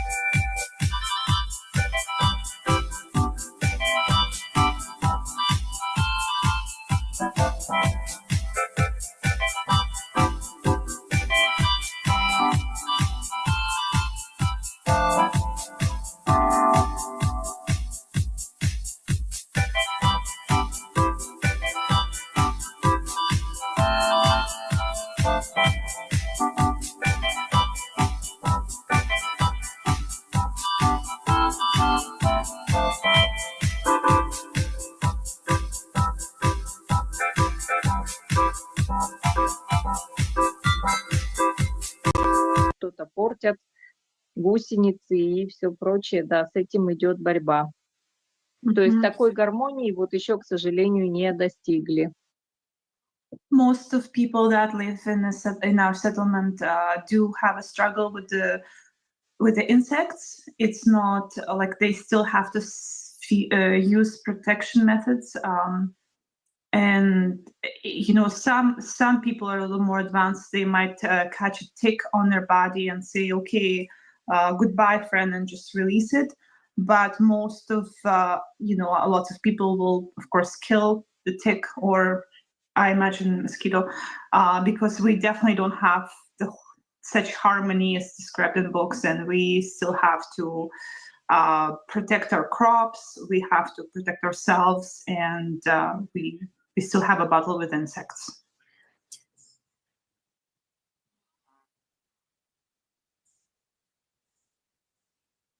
Я Great. перевела, по-моему. Да. Спасибо, Юля. All right. And Svetlana, you can go ahead and choose whatever question there. Yeah, I probably regarding school, as we talk about kids, so maybe we can just keep continuing that topic. From Yeah. Matthew, do you notice difference between the children in the settlements who go to the normal school versus those who are homeschooled in the settlement?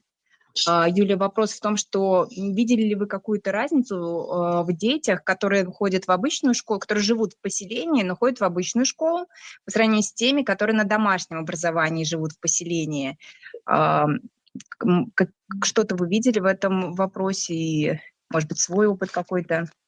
Ага. Да, я поняла вопрос, но я думаю, что вообще каждый ребенок индивидуален, и вот такой идеализации, к которой мы стремимся, да, то есть в поселении есть и проблемы, в поселении есть и разводы, и дети тоже, получается, не все с рождения, допустим, там живут, кто-то воспитывается полными семьями, неполными семьями. То есть здесь много факторов, не только школа. Я бы не стала отмечать какой-то разницы, да, между детьми. Ну, может быть, и опыта у меня не так много взаимодействия, вот, да, чтобы и таких детей отследить, и таких, и таких. То есть не идеальная картинка в поселении, поймите вот это. Okay, so kids, there's different kids. Some go to school, some have homeschooling. I personally didn't see a lot of difference myself. I think there's a lot of factors that are should be considered if you estimate, I guess, the quality of how a child is raised, and perhaps I don't have as much experience to tell you more about this situation.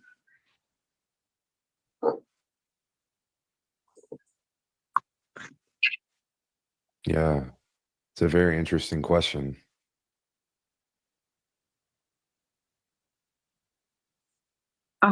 Спасибо, Юля. Yeah, the question is very like you can't answer it just like in one way. It definitely depends on the kids.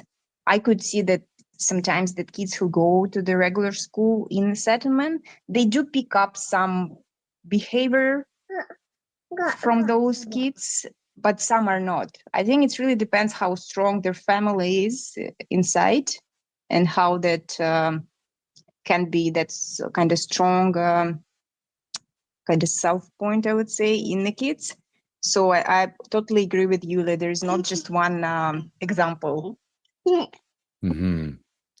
Actually, I have one more question myself because I actually went to Vedrusia in 2016. I went there and I spent 10 days there. And um, I noticed like some of the domains were very beautiful gardens and just like paradise. And then some of them were just covered in buildings and with all these cars all over and like no garden. And in particular, there was a young woman there who like her parents were very successful photographers and all this. And like basically it looks like she really kind of went away from like the values of the settlement life and that whole lifestyle and is now like very famous on social media and all of this. And my question is um how do they how can I say this? Like that keeping children attracted to the way of life on the settlement, right? Versus do they have a difficulty with uh keeping children inspired to live that way of life versus them getting sucked back into like the technocratic world? Мгм. Юлия Габриэль задала еще один вопрос. Он вспомнил время, когда он сам был в поселении Ведусия, и он просто обратил внимание, насколько разные участки у всех людей. То есть там были прекрасные сады, и там одновременно были участки, где, это не участки, это поселения, поправлюсь, там, где просто они были застроены какими-то постройками, заставлены машинами, и, как бы мало напоминали вот образ поселения из книг. И его вопрос состоит в том, что насколько трудно детей как бы оставлять, приверженцами движения, оставлять как бы вот в течение звенящих кедров, насколько часто их как бы засасывает обратно в технологический мир, он так-то фразу использовал, как бы по вашему мнению, что вы можете сказать? Я считаю, что вообще каждая душа, она приходит со своим предназначением. То есть наша задача как родителей дать ребенку все самое лучшее, что мы можем дать. А дальше он уже сам выбирает. Может быть, у него душа пришла для того, чтобы быть космонавтом или стать президентом, а мы будем держать его в поселении. То есть есть задачи, которые нужно решать и не только в поселении, и на уровне правительства, и на уровне других, каких-то структур. То есть, может быть, он принесет больше пользы вне поселения, даже поселению. Вот такая мысль. I think that every soul has a purpose and a task, and so like every child that comes to this world, it might have a different mission. I guess mission is a big word. She just used a simple word, task, I believe. So, like, for example, someone may be supposed to be a spaceman or a president or someone, doing things outside of the settlement to improve life. And it's their role and it's important for them. And in that way, they can actually improve lives of people within the settlement by being outside of settlement. So it's not our place to keep them sort of tied up within the settlement structure. Great. I appreciate that answer. Yeah. And it looks like probably it might be time for Yulia to get going, right, Svetlana? Yeah, Just want to that's be respectful of almost her 15 time. minutes. Yeah. So everyone in the audience, please give a big thank you to Yulia for being with us and answering our questions. Yulia, спасибо большое. And yes, everybody, big thank you to Yulia for her time and her energy here. It's been really beautiful to hear from her. Thank Julia, you. Благодарю. Приятно Мгм. Очень здорово, так прям вдохновляюще, особенно вот последнее про детей. Я думаю, это так важно слышать, чтобы не было вот, да, фанатичного какого-то вот Да, да. зацикливания. Прям у меня мурашки, вот ты говоришь, это настолько верно. Да, Нужно кстати, просто чем больше мы разговариваем с людьми из поселения, тем меньше, тем как бы более открытые они, они как бы разбивают все эти мифы, вот это вот, Мгм. Да. Ну ладно, Мгм. друзья, я Благодарю. прощаюсь. Буду рада еще таким конференциям. Приглашайте меня, я всегда рада пообщаться. Всего доброго. Bye-bye. Thank you, friends. I'm saying goodbye. I'm very happy to take part in this conference. I really appreciate it. I'm always grateful and happy to be a part of this type of events. Thank you, Yulia. And sorry, me and Svetlana had a tiny chat because it was about how it's never about fanatical following of the books. And Svetlana said that it's not. And then I even added that the more conferences we do, the more we speak to people from settlements, the more like I find that they open minds, like even for me, how I read the book and what I got from it. It's like they always like it's never in the box. They just like open your mind and open the possibilities. And that seems to be a key to successful life in a settlement. Yeah. Yeah, very true. I've noticed the same thing. It's like a very open-minded, open-hearted approach to life and to people's paths and things like that, right? And I love the insight of, you know, maybe kids or people will go away from the settlement, but then they'll come back later on at some point, right? Like the idea never truly leaves them. And at least for me personally, it gives me peace knowing like I don't know how my kids are gonna live their lives, but knowing that that seed will always be in their heart, you know what I mean, kind of gives me a lot of peace personally. So that's why I was asking those questions about those things. But all right, friends. So I think what we can do now is we can probably just take a couple minutes of a break, right? We can probably take, what do you guys think, 5 or 10 minutes, something like that, just to get up and stretch, get some water. And I will share a couple interesting pieces of news, some exciting things. One thing, if you guys please stick around for Masha's presentation because we are about to see some incredible, probably in my opinion, the best imagery of kins domains and settlements and things that exists like on video. Masha has done some phenomenal film work capturing the lives of people's on people's domains, asking them questions and taking videos of these beautiful, fully mature domains that have been in existence for a long time all over Russia. It's really phenomenal work. And she has a very unusual and interesting, powerful story of how she came to live on the settlement where she lives and all of this. So please stick around for Masha's presentation because it's going to be very interesting. A couple other things.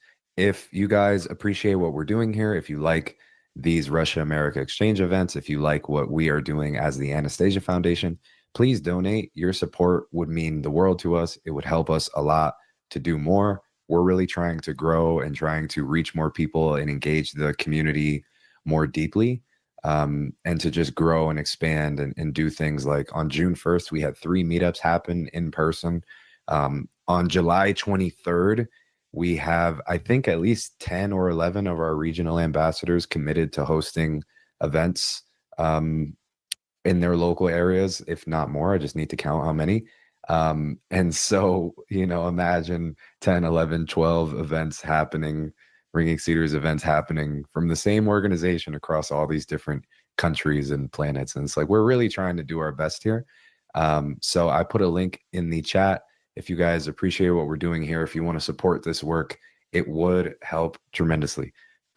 So please donate. We would appreciate that a lot. I will actually even just pull this up on a okay. Volin has to go. Thank you for being here. We appreciate your questions. I'm going to share my screen very quickly as well because I want to show you guys something exciting. So one thing. We're just taking a quick break here, but let me come here and okay. So this is the fundraiser page. If you guys want to donate, it would help tremendously. Other piece of news, Siberian cedar oil. This is finally happening. We have partnered with an incredible settlement in Russia who makes the oil by hand, and it's unbelievably good quality. I drink it every day. I feel extremely good drinking this cedar oil, but we're going to be launching for pre-orders soon.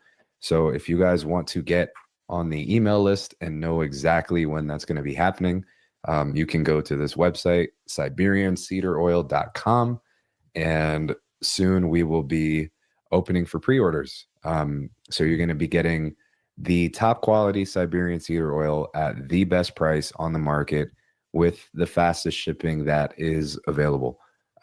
So it's going to be phenomenal. Pretty much how it goes with the pre-order is you place your order. We have to wait a few weeks for shipping for this first batch. It takes a couple days to produce, a few weeks to ship, arrive at our warehouse, and then ship out to you. And then once the first batch is in, we should be able to provide oil on a more rolling and regular pay crazy. Then you'll be very happy with what we're going to be providing you here. I can't wait and get the cedar oil when it's ready. The world monthly donations help it probably. Masha is going to get into her present second. Maybe Svetlana, you can chat with the good folks here for a moment. The thing is, I have to put that little one for the nap. So Yeah. I will be available through their messages for Okay. a little while. So right. I'm here, but you just weren't able to hear me for a Okay. little bit. Never mind. I'll stay then. Yeah, we'll just. I'll stay here for a couple minutes. I think it's okay if you'll do like even. I Yeah. mean, everyone can just. Stretch, get some water, get some I was going to do.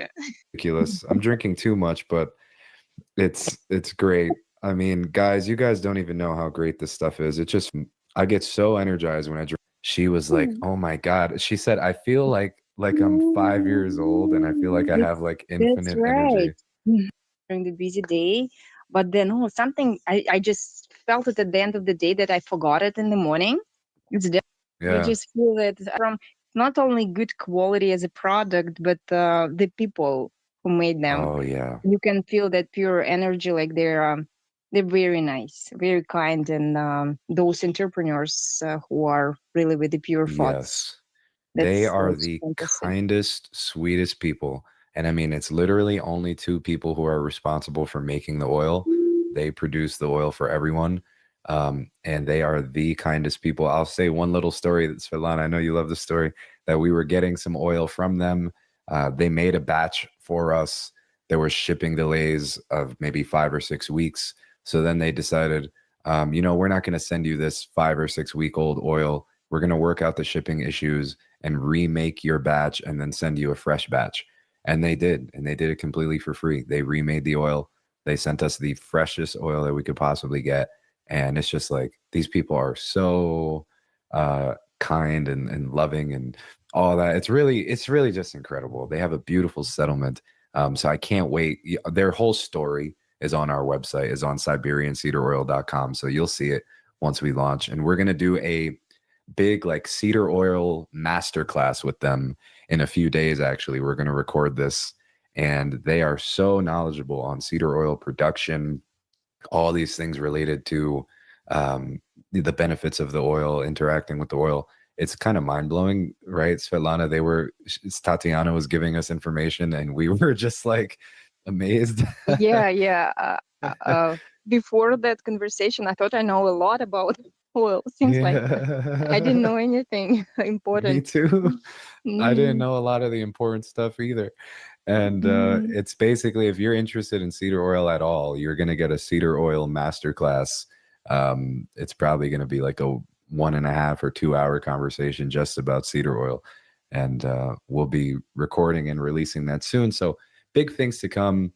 Again, please donate if you feel called to. Sign up on the email list for Siberian cedar oil. Stay on our website for updates of events and things that are happening. July 23rd is going to be giant. We're going to have events all over the place.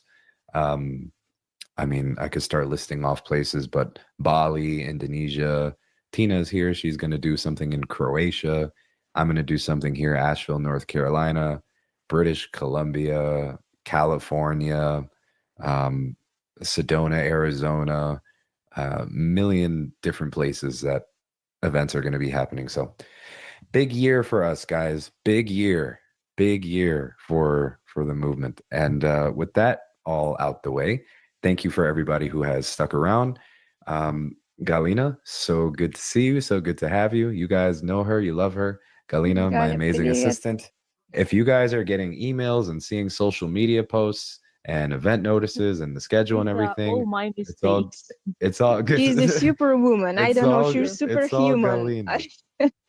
Galina, she's just. I can explain. I'm Like not super. No, I'm so not she. super. You know.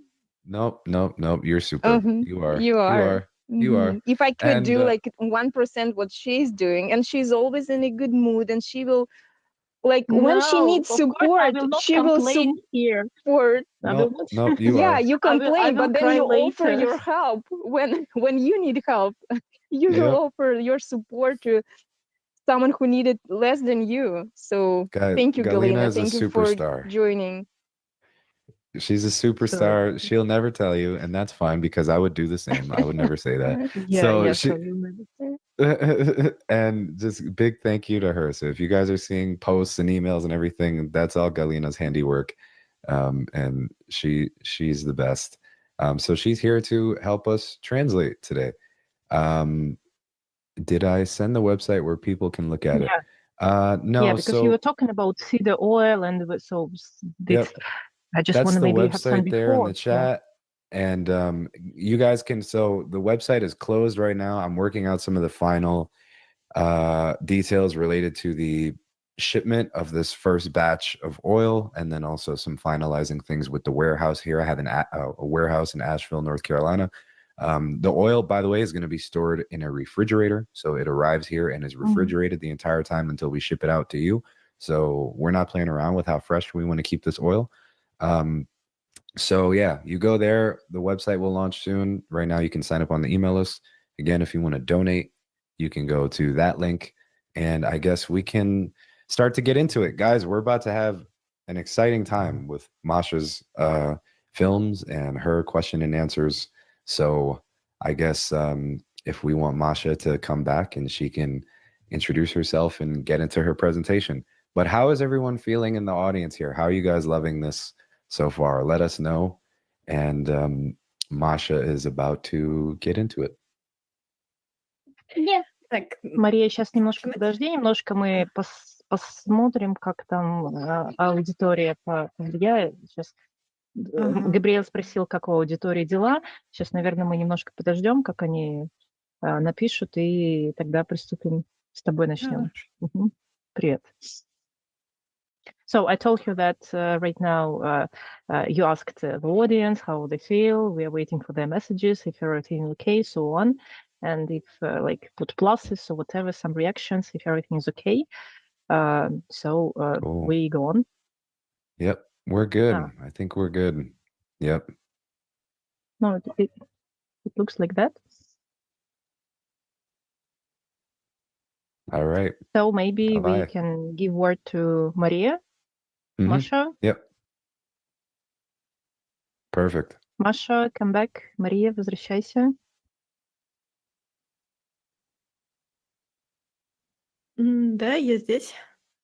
Here it's fine. Так, ну что ж, я немножечко продолжу тему детей в поселении.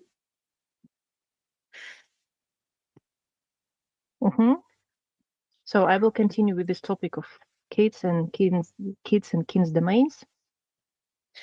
Я ребенок, который вырос в поселении. Маш, ты прям целый параграф, то есть целую мысль можешь высказывать, я все записываю, я переведу. То есть прям вот параграфами можешь тезисно говорить. Я уже переводить. Так, ну, хорошо. Ну, не одно предложение, это немножко так, прям вот как бы оформи свою идею. So I'm telling Maria that it's maybe not useless to one sentence by one sentence, just give me the whole paragraph, like the text, and I will Mhm. translate it. So Mhm. one sentence by sentence is not really interesting. М. Давай, я записываю. Так, Go on. ну что ж, Мгм. я ребенок, который приехал в поселение. В 11 лет я прочитала книги Анастасии и решила сама поехать в поселение. И проводила там все летние каникулы. У меня даже есть об этом небольшая презентация.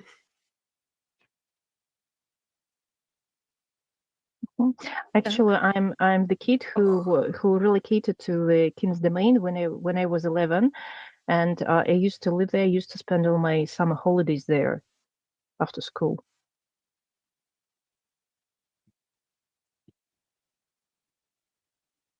And she has a little presentation, yes, about it, her story. М. Оп. Поскольку я ездила в Германию, я коротко рассказывала, что вообще такое поселение родовых поместий. Но я думаю, здесь это объяснять не обязательно. So as I was in Germany, I visited Germany, and there I briefly described what a kin domain is. But I think here for this audience, maybe it's not relevant. Telling what is it? Mm-hmm. Ну, и я расскажу, собственно, про себя.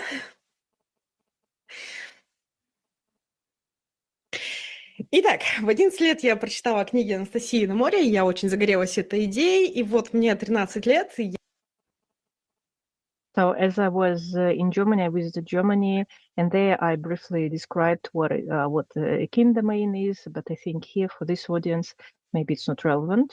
Telling what is it? Mm-hmm. Ну, и я расскажу, собственно, про себя.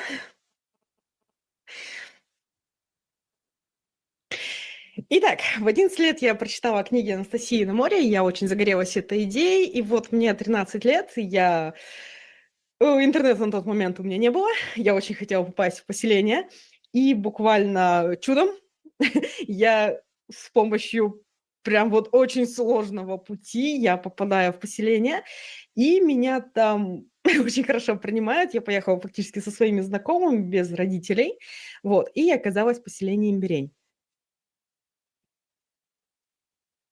Mm-hmm. So when I was 11, I read the books, and finally, when I was 13, I decided to actually look at the settlements. I was very excited.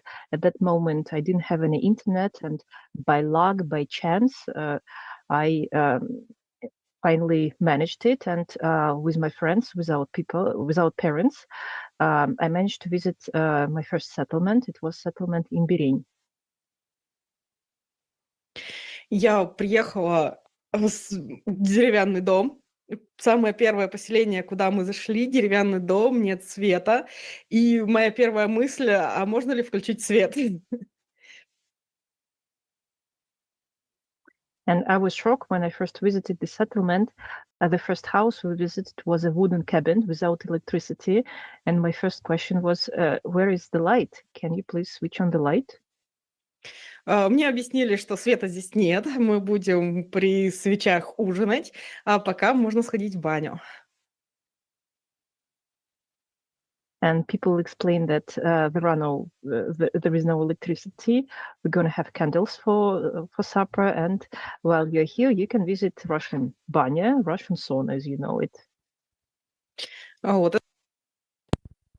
Oh, what a privilege! What what's the word? A opportunity, a fortune to have the opportunity to read the books at 11 years old by the sea. Oh, amazing. Это было мое первое знакомство с поселением. Позже как я говорила, я приезжала все каникулы. Напомню, что в России каникулы 3 месяца, немцы очень удивлялись. И вот все 3 месяца, и все весенние, и осенние я там проводила каникулы в поселении. So it was my first experience, and after that, all my school holidays. So I'd like to tell you that in Russia, it's summer school holidays are very big. They last the whole summer, 3 months, and I spent them there in this settlement. Во-первых, я жила фактически у совершенно, людей, которые не являются мне родственниками, не являются мне, на тот момент друзьями, но это была очень хорошая семья, они разрешили к ним приезжать. И вот я у них жила, им чужой абсолютно ребенок каждое лето.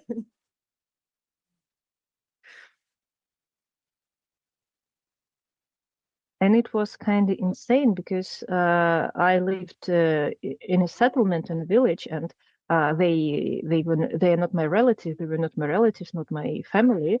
And actually, I was like an alien there, a stranger. But of course, they became my friends. They became kind of my family. But anyway, I was such a child, but I wasn't their child, wasn't their relative. У меня из детства одно из самых ярких воспоминаний, как мы сидим за столом, горит свеча, и мы поем под гитару вот как раз песни бардов, поселенские песни. And my most exciting experience, my most exciting childhood memory, is when we were sitting, was evening dinner, and with these candles, and we were singing songs, these bard songs, guitar. В поселении я, наверное, впервые осознала ценность семьи, потому что мы очень много говорили, мы друг друга поддерживали, и, со своей семьей, настоящими родителями, бабушками, дедушками, сестрой, мои отношения стали гораздо лучше после поездки в поселение. And only there in the settlement, I realized the importance of family, and because we talked about family, we talked a lot about family values. And after visiting these settlements, my personal relationship with my family, they improved greatly. Вот эту лодку сделали поселенцы сами и сами выжгли на ней рисунок. So this boat was done by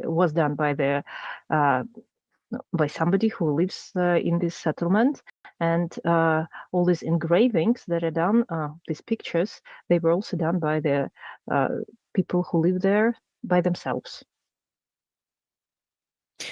Вообще очень важно, что поселение — это община, имбирень поселения очень дружное, и буквально каждому человеку я могла зайти, я знала, что мне там будут рады, всегда меня старались везде накормить, мне показывали, как работать с косой, вообще с садовыми инструментами. И, конечно, тоже я старалась как могла поддержать соседей, я помогала одной из них дом строить, обделывать уже, делать утепление. And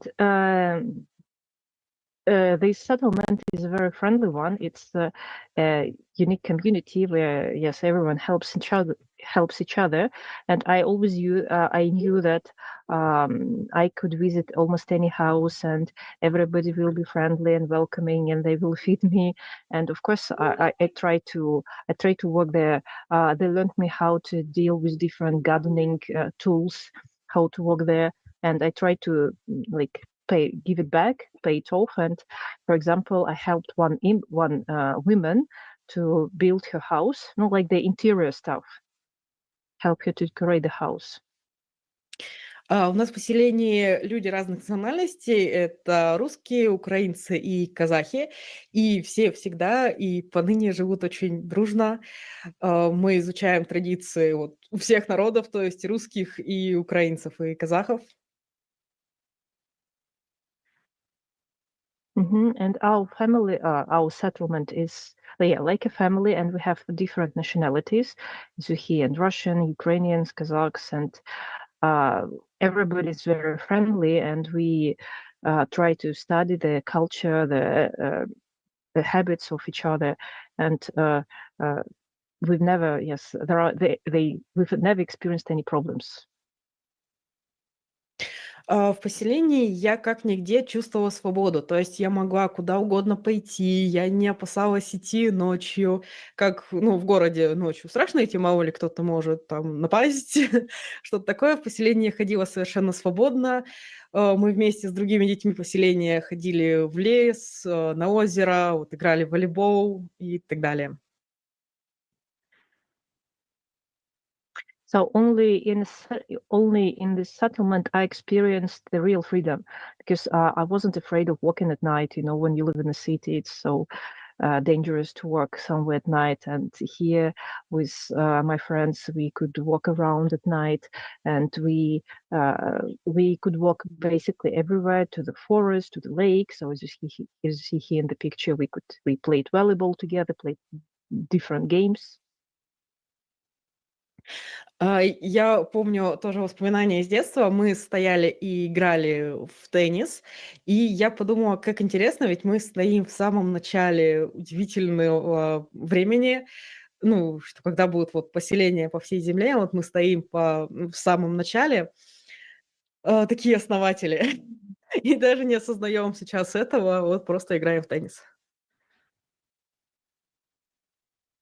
And one day, when we were playing tennis together, I caught myself thinking that actually, right now we're playing tennis, but actually we're at the beginning of such a huge project, of such a huge thing, and we just cannot fully perceive it, recognize it.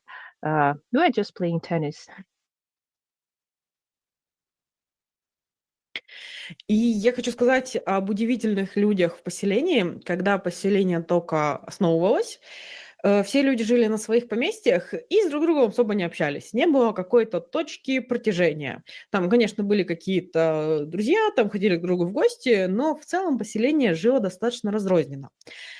Но приехал один замечательный человек, Александр Степанов. Он решил сделать общую точку сбора.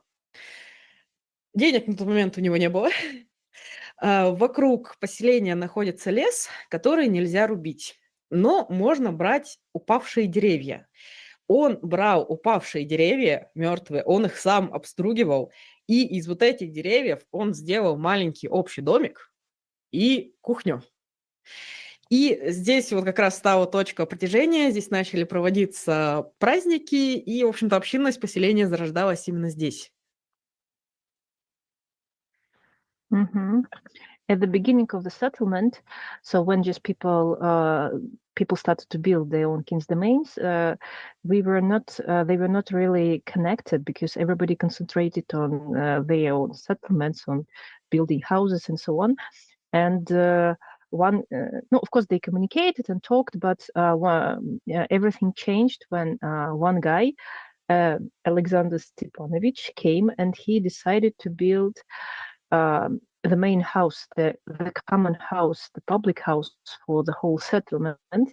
But no sources, as you know, it always happens like that. And in Russia, it's forbidden, although we have forest, but forest belongs to the government, so we cannot really take the trees. We can only take trees that fell down, like dead trees.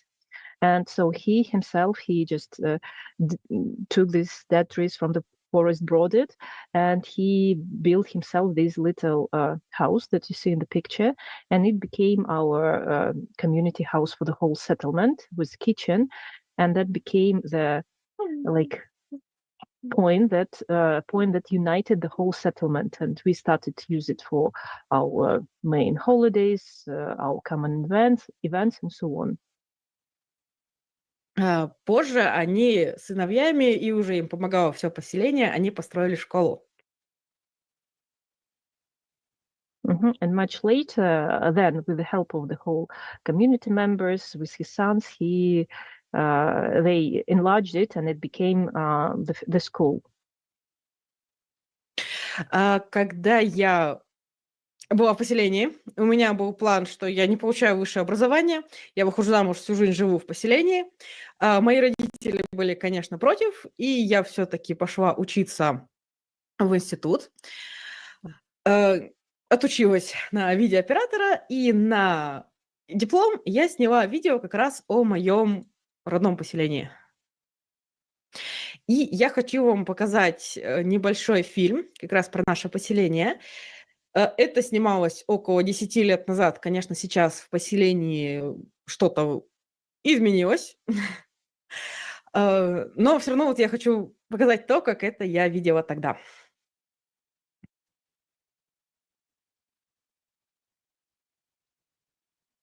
At that moment, I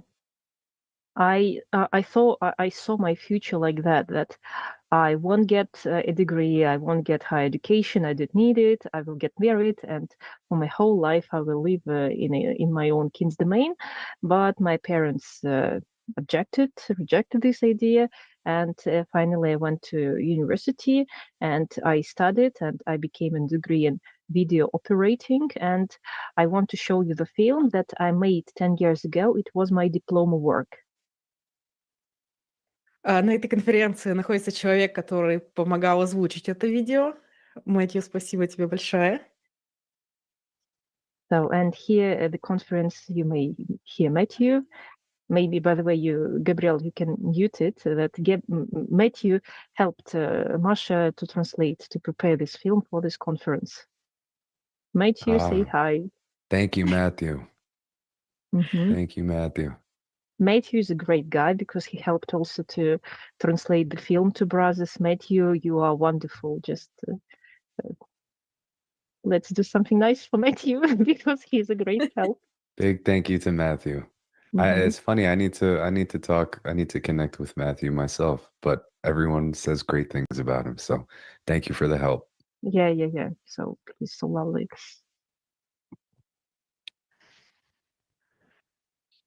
He asked some good questions earlier too.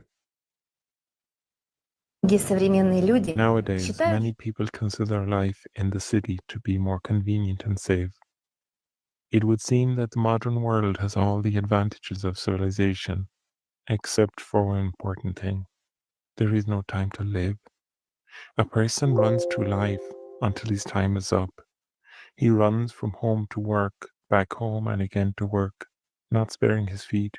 He has the weekends as a brief respite and holidays as a longer rest. Old age comes, retirement and shortness of breath. Is that a consequence of running through life? Modern civilization is creating more and more problems.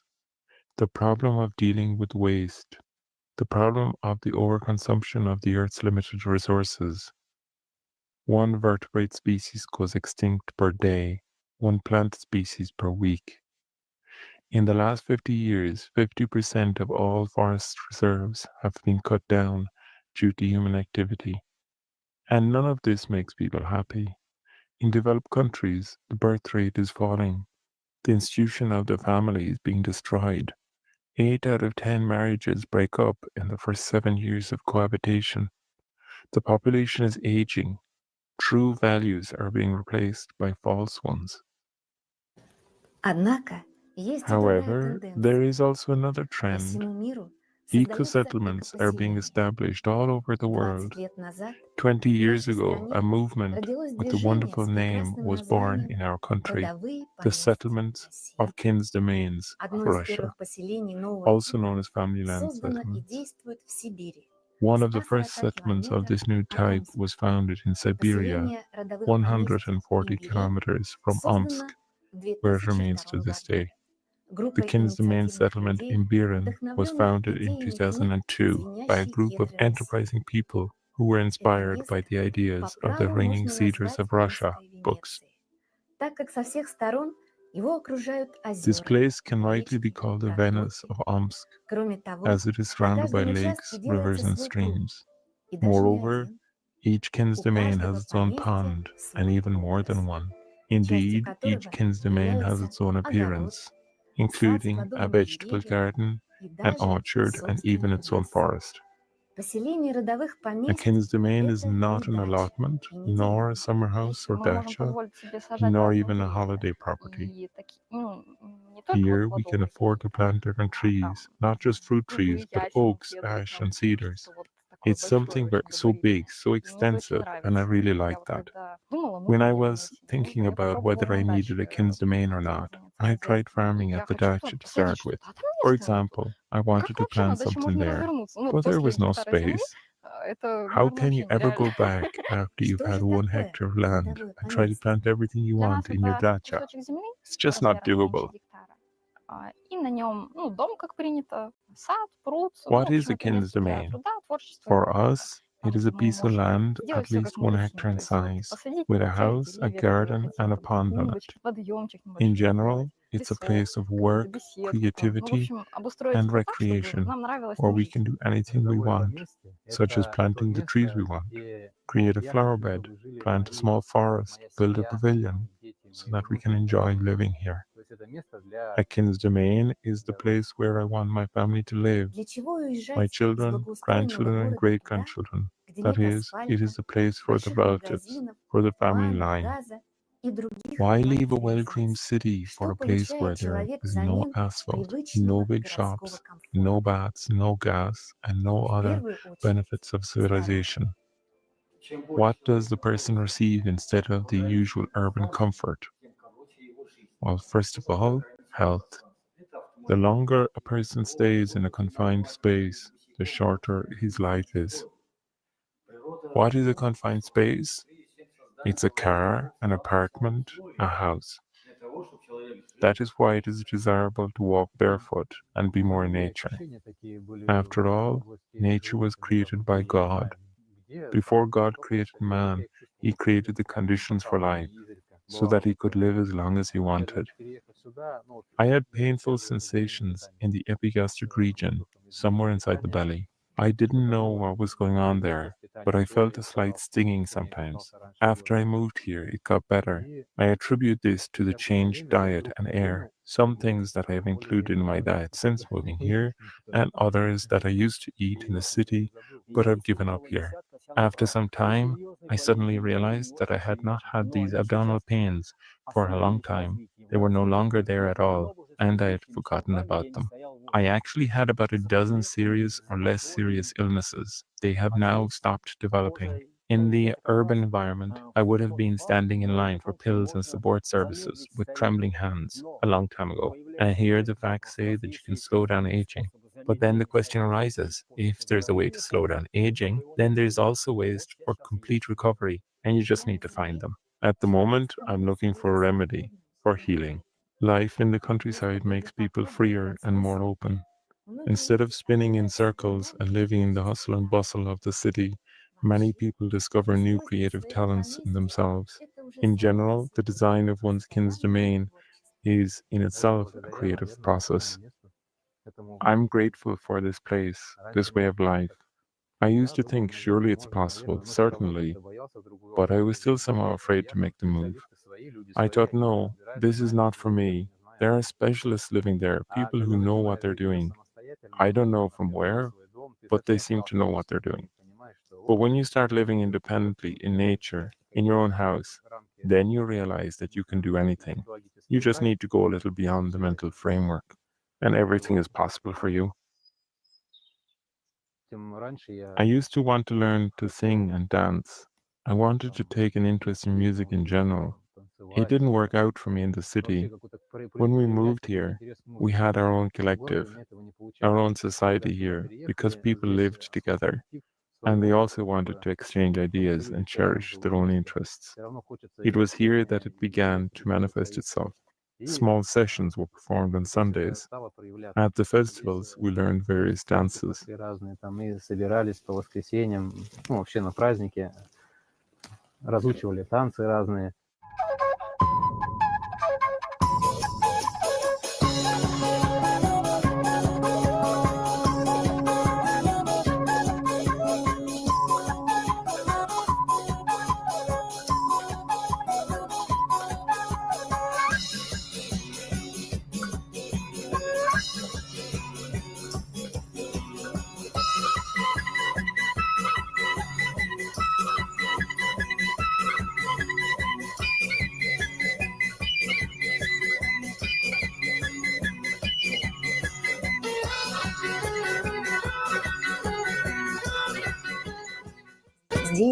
A new society is being formed here, a new way of relating.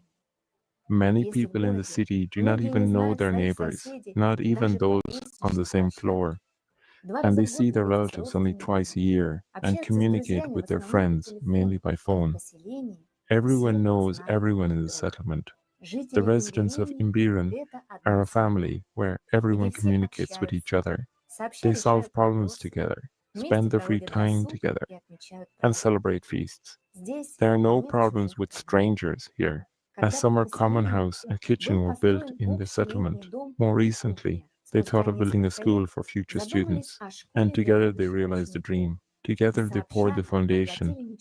Everyone helped where they could, but the main architect and builder of the school and the summer common house was Alexander Sergeyevich Stepanov and his sons. The Siberian climate is harsh, but today the residents of the settlement are not afraid of bad weather. After all gatherings and celebrations are held in a warm two-story building, the future school. In Imbiran, there is a separate plant nursery, which was created by the large family Stepanovs and Matveyevs. Apple trees, pears, blue spruces, sugas, roses, berberis are already growing here, as well as Far Eastern species, such as moonseeds, velvet and Ursky, and many others. There are wild apricot trees, and work is underway to cultivate them. A unique domed greenhouse was built in the nursery, and since the soil in this area is moist, the residents of the settlement decided to start breeding willows and learn the art of weaving. The main initiator and pioneer of this endeavor was Natalia Matveyeva.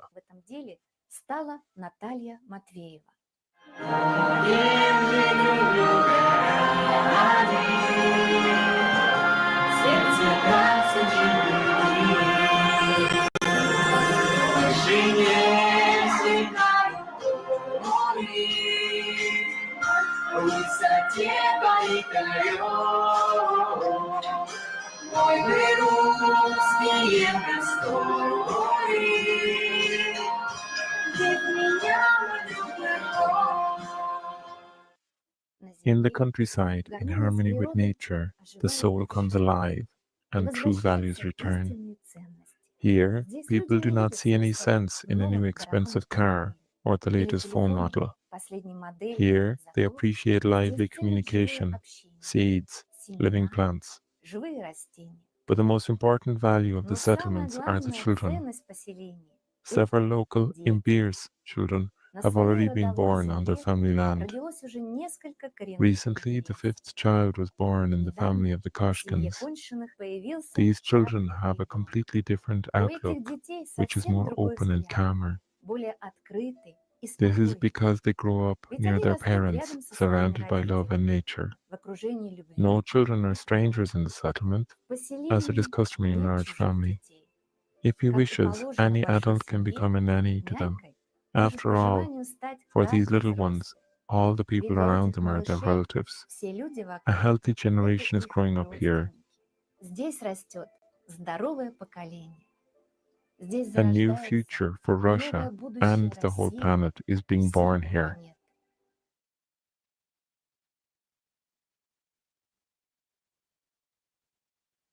Wow. Wow. Oh, Я не that могу got вернуться me обратно. very emotional. Nowadays, many people consider life in the city to Извиняюсь. Masha. Sorry. Wow. Спасибо. Мне Wow. было 18 лет, и удивительно, но этот фильм очень понравился моим преподавателям в институте. I was just only 18, but surprisingly, my professor, my lecturers liked this film at university very. That was incredible. Спасибо большое. Да, So much, отлично, thanks so much. красиво. Я в 16 лет начала строить свой собственный домик.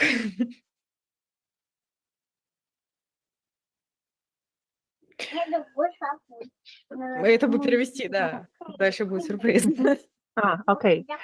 At 16, I started to build my own house, and here comes the surprise. Я училась на семейном обучении, кстати, меня можно будет потом поспрашивать об этом. So, by the way, I was homeschooled, so you can later ask me about it. Я училась 2 последних класса, и, несмотря на это, сдала ЕГЭ, главный государственный экзамен. So the last 2 classes I was homeschooled, and in spite of that, I was able to pass the state exams successfully.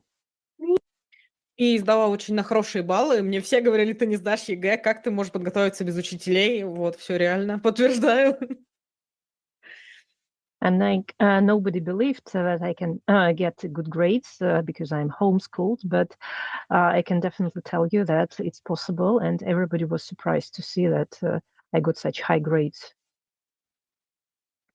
Вот так вот выглядел мой домик, еще не до конца достроенный.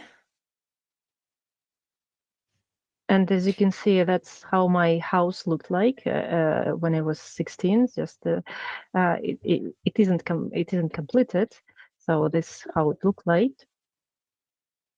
Я на него заработала в 16 лет. Кстати, мне помогали строить его соседи, то есть я заплатила только за стройматериалы. Вот они мне строили дом. So I earned money by myself. I bought the materials, and then my neighbors helped me to build it. И я посадила несколько сотен деревьев. У меня там была любимая липка, с которой я здоровалась, заходя в поместье. So, and I have I planted the hundreds of trees, and I even had my favorite tree. I don't know in English, like Lippen. Maybe I know in German.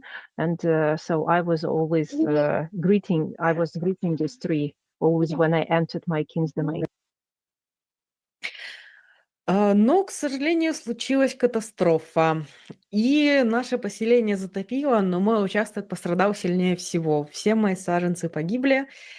Дом тоже был в очень плохом состоянии. And here it comes, the big surprise that our settlement was flooded, greatly flooded, and my king's domain suffered a lot. I lost all my trees, and my house was severely, badly damaged. У меня был план на всю жизнь, уже готовый, расписанный. Я думала, что вот сейчас я посажу деревья, они будут расти, пока я буду в институте. Потом я выйду замуж. К годам 25 у меня уже 3 детей будут. Но как минимум все затопило. Sorry, but no, it's like no, it's always we plan. Yes, we like planning a lot. So her consideration, but she's 16. Yeah, she saw that okay, while I'm planting my trees, they will grow while I'm studying at university, and while I'm 25, I'm gonna have 3 kids, family. I'll get married and live in my king's domain. But Maria, that's so funny. Это так смешно. Для меня, конечно, это была огромная трагедия. Я прям очень переживала из-за этого. Now, of course, for me, it was a huge tragedy. I just suffered, and so I was so nervous, extremely nervous about this situation. Ну, я подумала, действительно, я поступаю неправильно. Анастасия говорила, что 2, муж и жена, должны сотворять поместье, а я это делаю одна. Наверное, все случилось именно потому, что я одна. And that fact changed my mind. So I started thinking maybe that's not the way how it should be, because Anastasia told that actually 2 people should start a king's domain, and now I'm doing everything myself. And maybe that's a sign for me that I'm not doing it right. Я вернулась в город, встретила действительно через некоторое время хорошего парня. Мы с ним долго встречались, он мне сделал предложение, мы собирались пожениться. Ну и уже даже думали, где нам брать поместье. So I came back to the city, and soon after, I met a really nice guy, and we were dating, and he even proposed to me, and we started to search for land for our king's domain. But Но мой жених очень сильно увлекся религией и в конце концов решил, что поселение ему не подходит, он хочет жить в городе, ходить в церковь. Ну, а такого не хотела уже я. so he got got caught by religion a lot, and finally he got involved into it very deeply, and he decided to state that he needs to live near the church in a town, to visit it regularly. But I didn't want to do that, and so we broke up. Я бы все равно с ним осталась, но решение расстаться принял он, хотя уже у нас была назначена дата свадьбы. Maria, I'm gonna cry. Я сейчас плачу. Such a sad story that even they had the fixed date of their marriage, but Maria told that I would go for it. So I was ready to put up with it, but he told no, and they broke up, although they were just a couple of weeks before their marriage, before the date. Gosh. Окей, мне 24 года, поместье затоплено, с женихом мы расстались, мой план жизни пошел не по плану, и я такая думаю, что же мне делать дальше-то? So I'm 24. My king's domain is flooded. My boyfriend dumped me. So what's next? What am I gonna do? У меня родилась совершенно безумная идея. Я решила проехать по поселениям разных регионов России, снять поселение, сделать видео, и, может быть, тогда мой жених поймет, что это хорошая идея, и мы все-таки вернемся вот к созданию поместья. And at that moment, this weird idea came to my mind that maybe I should visit all the settlements, make videos, make a film, and he will understand that that's a great idea, and we might be together again. Выглядел этот план совершенно безумно. Мне нужно проехать 5000 километров одной с дорогой камерой. У меня, к сожалению, не нашлось попутчиков на этот путь. И главное, поехать к людям, которых я абсолютно не знаю. At that moment, this idea was completely weird, as I couldn't understand how we'll visit this waste Russian kilometers, 5,000 kilometers alone with an expensive camera. How we'll go to people that visit settlements people have no idea about. Да и я одна никогда не ездила дальше области и дальше поселения. And personally, I've never gone anywhere far than my region, than my settlement, my king's domain. I've never gone further than it. Мы, конечно, путешествовали с друзьями, мы ездили и в Москву, и по всей стране, но всегда был кто-то, а тут я ехала совершенно одна. Although with friends, yes, we traveled with such big cities as Moscow and so on, but I've never traveled alone. And at that time, no, I didn't have anybody to accompany me. I didn't have a fellow traveler with me. Я договорилась с людьми в поселениях, и вот я отправилась в путь. But I I found people in a settlement, and I started my trip. В результате поездки получилось достаточно много видео. Я хочу показать вам самое короткое из них. So as a result of this trip, I've got a lot of I made a lot of videos, and I want to show you the shortest one. Поехали. Go. I've had this one dream 3 times already, in which I'm stuck in Germany and cannot get back to Russia, and then I wake up. We are here in Russia on a property owned by former factory workers of modest income. One day they simply decided to create beauty around them. They're not the only ones.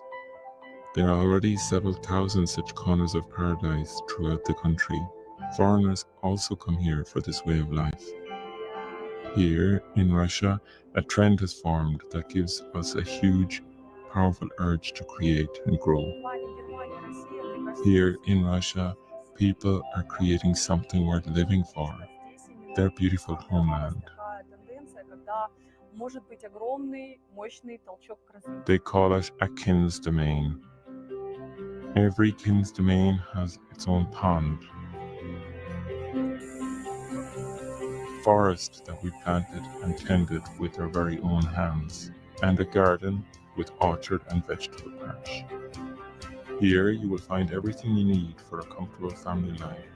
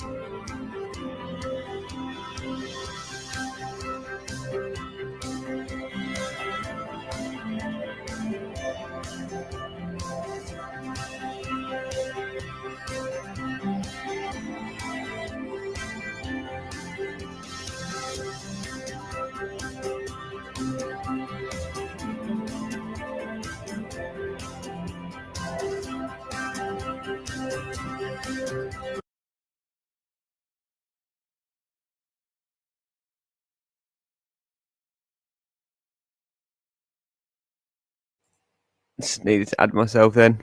Yeah, wow. Did you see these anavs? I don't know how what the word for grape is. Grapevine is anav. But did you see these umbrella solutions? Oh my lord, that was just delightful.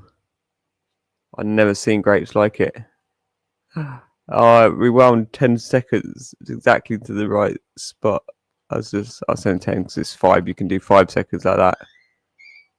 What is that? Is this real life natural honey? We're researching honey because there's a whole thing about our connection with honey, with bees, and how ethical that is done and whether it's acceptable and reasonable. But this seems bang on to me as far as I can see. But it may not even be honey. That even might be cheese, just because of the pattern just made me think honey and the color. But maybe it's the maybe it's some sort of. I need to find out about this because obviously the cheese. I haven't seen any animals about, so what are they making this from? Is this a food? Well, we've got some research to do, and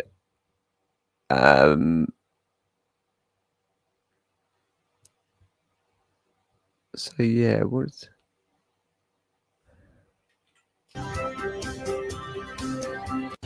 oh, there's a horse animal. Oh wow! Wow! Wow! Wow! Wow! Wow! Wow! Wow! Wow! Wow! Oh yeah! Look how many bees there are. Oh, we need to research this. Wow! Wow! Wow! Wow! Wow! Wow! Wow! Wow! Wow! Wow! Wow! Wow! Wow! Look, little ones, berries. Oh wow!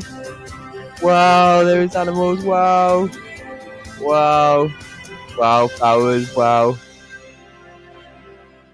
Oh, The soul of a Russian person is too big. You can't squeeze it in anywhere. We don't need to imitate the West, the East, or anyone else. We have to go our own way.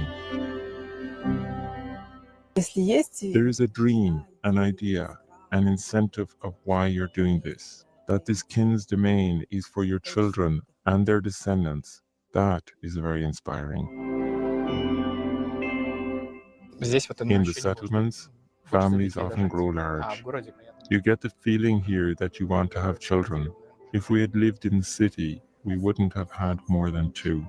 A child here is in contact with living things. He observes everything. He is in a space that is constantly developing, and children in nature develop faster. It's much easier to manage children here than in the city. In the city, you cannot let a child play alone in the playground. It's impossible. It's just not safe.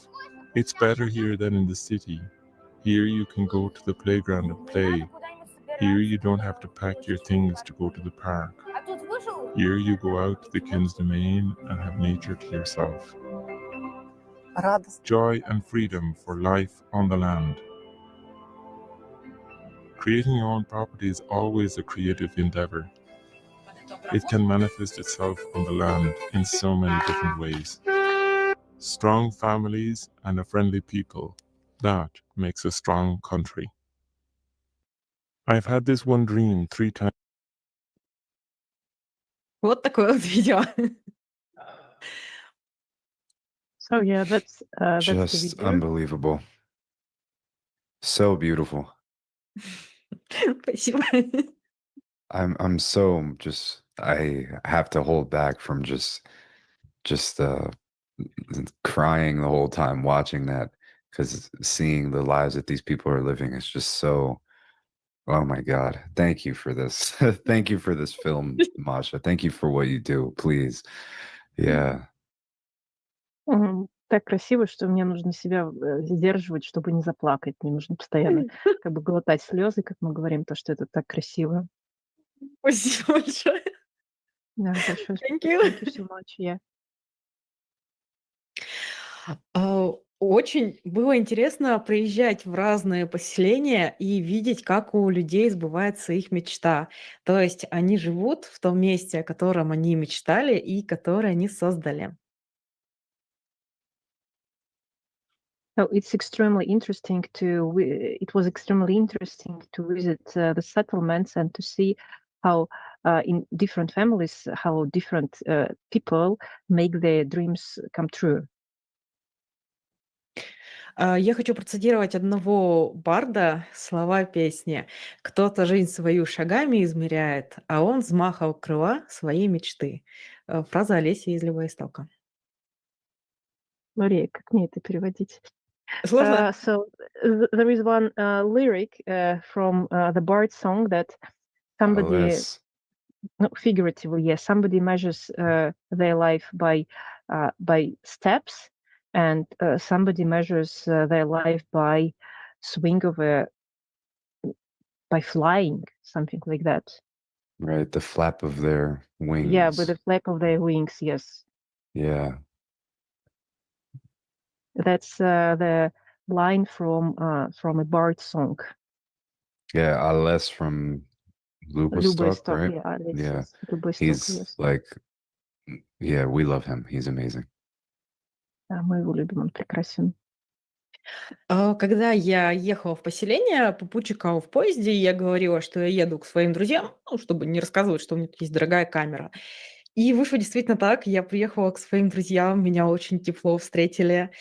Всегда у меня было где разместиться, мне очень сильно помогали. Бывало, даже мы ночами сидели, планировали съемки, то есть у людей там свои дети, поместья, дела. Вот они нашли время, чтобы сделать общее дело и сделать эти фильмы. Это было очень здорово. So, although while I was traveling, I told my fellow passengers on the train that actually somebody ate shampoos or what? Okay. So I was telling my fellow passengers on train that I'm going to my friends because I didn't want to share that I'm alone. I'm with an expensive camera. But it turned out that actually I really visited with friends because all people were so friendly. I always had a place where to stay. They fed me. They even helped me at nights when they had their own families, but they helped me to plan to film the movies. И получилось, что как я в детстве приезжала в свое поселение Имбирень, то получилось так же и по всей стране в совершенно разных поселениях. Ну, по сути, меня также тепло встречали. So it felt at home. And I remember that like when I was a teenager, I visited my King's Domain, and I had exactly the same feelings while I was visiting people's King's Domains. Очень у меня теплое впечатление от всех людей, с которыми я там встретилась. С многими мы общаемся до сих пор. Ну, больше всего, пожалуй, меня впечатлил Анатолий Карпов. У него 4 детей. Младшему было буквально 2 годика. И то есть у него работа, поместье. И он не просто находил время организовать, он меня отвозил на своей машине в поместье, дождался конца съемок и отвозил меня обратно. So people warmly greeted me, welcomed me. But maybe the person who impressed me a lot there was Anatoly Karpov, and he's a father of 4 kids. He worked, he in King's Domain and so on, and so he somehow managed it that he brought me to his King's Domain where Maria filmed the movie, made interviews, and he brought her back. So did everything what is possible.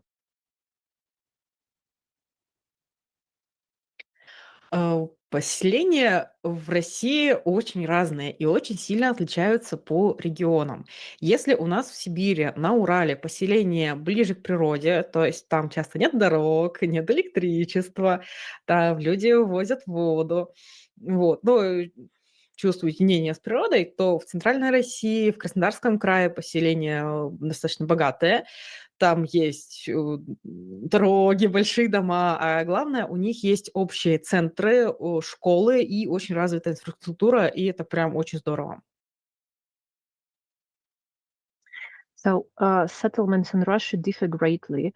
So if we take settlements in Siberia, so people try to be closer to nature. So mostly there is no electricity, no water facilities, or no roads. And people have to bring their own water and so on. And compared to the settlements in the central Russia, especially in the south, the settlements are really big with their own roads, with big houses, with electricity and all kind of civilization things. They have common public centers together, public houses, schools, and so on. So like rich settlements. И чуть-чуть продолжу, например, на Доброй земле. Это там, где поместье Мегре. У них настолько крупный центр, что туда даже приезжают российские знаменитости, выступают у них на сцене. То есть и наши барды поселенские, и вот те, кто известен по всей России. Например, Марат Нигматуллин.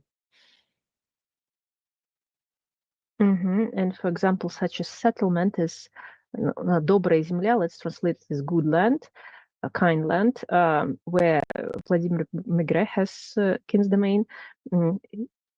It is so big and that even not only bards come to visit this settlement, but also like Russian famous artists. And one of them is Marat Nigmatulin. Yes, he's a famous singer in Russia. So he came there. В одном из поселений, а именно в Ведрусии, меня ждала необычная встреча вместе со мной. Туда приехали 3 немцев и 1 перуанец. In one settlement in the Russian south, what a big settlement, Vedrusi, yes, it's quite big. I had an unexpected meeting with 3 Germans and 1 guy from Peru. Вот как раз мы сидим, вот я, 3 немцев, перуанец и Денис, он русский. So as you see here in the picture, bottom right corner, so I'm sitting there, 3 Germans, 1 Peruvian guy, and Denis, he is Russian. Там же в этом поселении была Юлия Лисунова, с которой мы познакомились. There was also another girl. What's her name? Как ее зовут еще раз? Юлия Лисунова. Her name is Yulia Lisunova, and И все. and okay, and that's all. It was Yulia. И, конечно, очень интересно наблюдать за детьми в поселениях. It is extremely interesting to observe kids in settlements, in kids' domains. Очень много в поселениях многодетных семей. То есть 4-5 детей, даже 9 детей я встречала вот у... Ладно, не помню. В общем, 9 детей встречала. So, and settlements of King's domains are famous for having families with many kids.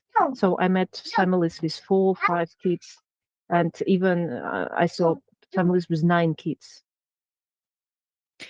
Ну, поскольку своих детей у меня пока нет, я расспрашивала родителей о воспитании детей вместе и снимаю вот еще одно видео об этом.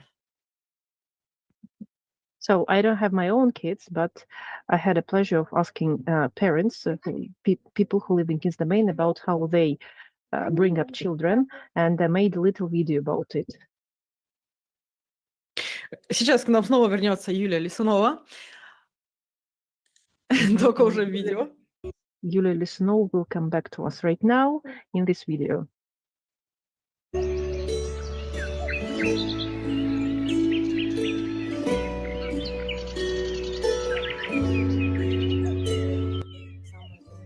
The main thing is that my kids are being raised by me, not by some random people in the kindergarten. Starting from the very childhood, I can just put my baby to sleep and leave the baby stroller outdoors at the window. After that, I'm free to do some housework. I can cook, can garden. In a city, mom just wastes her time. She has to keep walking and walking with the baby stroller. In a best case scenario, she walks in a park. In a city, parents take their kids for a walk. Here, a child has a walk by himself or herself. They go that way or this way when they want, freely. I have no fear to let my daughter visit our neighbors. I have no fear. A baby gets out of a house and starts creeping. Our daughter climbs roofs. She climbs garages in the city and she climbs out. She climbs our roof here. In a city, stress is endless. Every morning, parents have to get children ready for kindergarten, take them there, to work in a hurry. After work, parents take the kids home. Parents are tired. No time for kids. Here, my kids are always with me. They say the girls are lucky. Have never been in kindergarten. Here, in the King's domain, they work by themselves at 3 years. They can go and see the neighbors' kids. In the city, I used to ask, how could you let her go? She went somewhere with her friend. It is so far. Half an hour later, I was already worried about our daughter. Urban environment with those mass entertainments for kids with eye-catching advertising. Parents work, so usually on the weekend, try to take their kids to some recreational centers. A kid gets an overdose of emotional strain. Think all those colorful shop signs and objects. It's not natural for human psychology. For kids' psychology. Yes, kids' psychology. In a city, kids become much more hysterical than they could be. I realize that some standards are dictated to people, some stereotypes. If everyone has a good smartphone, you need to have such a phone too. Maybe it's easier to give your child a smartphone or turn on a cartoon. Maybe it's easier. but we keep asking ourselves how that can influence our child. I managed to make it. I never give my 8-year-old a smartphone. Never. That's why my kid likes drawing, singing, dancing. She reads many books now. It's interesting for her. Everything is interesting for her.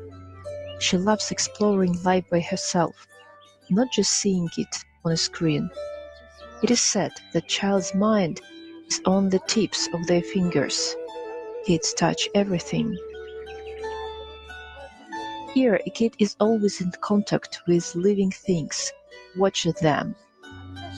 Not just about bugs, spiders.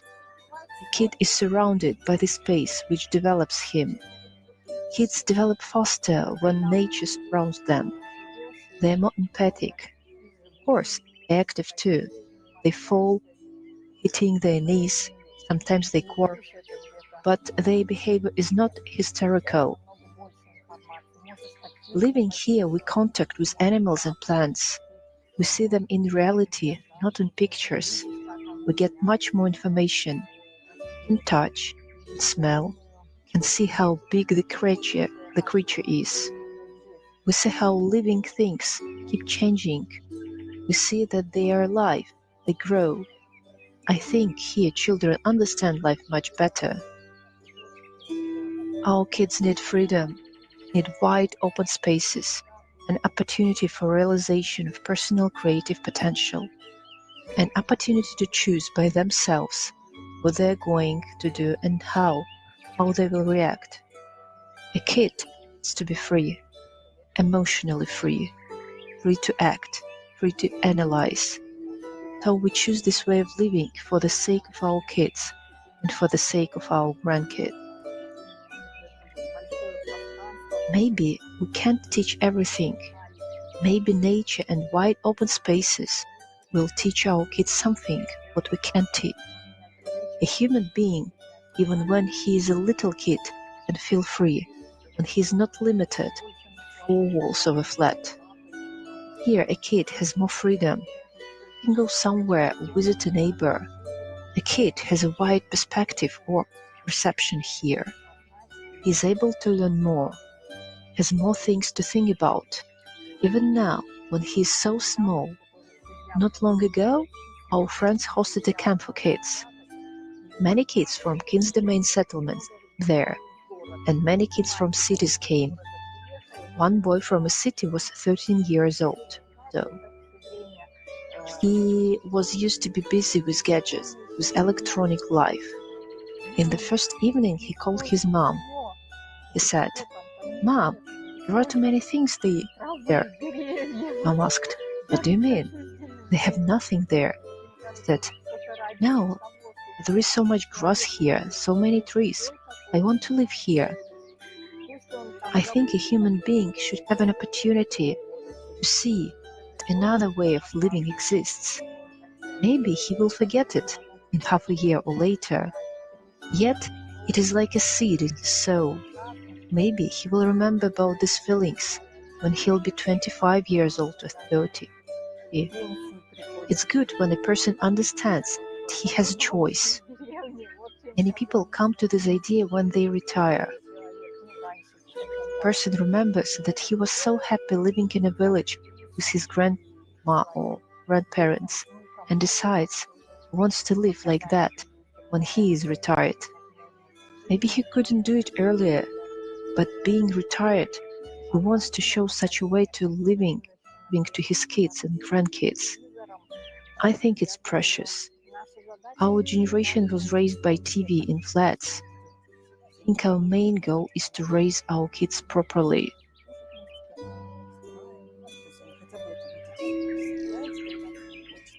Our kids see everything. They help to do the housework like it was in past centuries. We cook meals together and wash clothes. At least they see me doing such work and they join me when they want. Everyone knows that kids love helping. I appreciate that. Letting them help is not difficult when I don't hurry anywhere, when I don't have to run to work. They learn to find activities for themselves. Of course, we should give them tasks sometimes, help them with something, teach drawing or clay modeling. But usually a kid stays busy by him or herself. We have finished the meal now, and 2 kids have already run away. They take a walk somewhere. The older one looks after the younger one. Syushka is sitting with us. We don't have to entertain them non-stop. They're self-contained.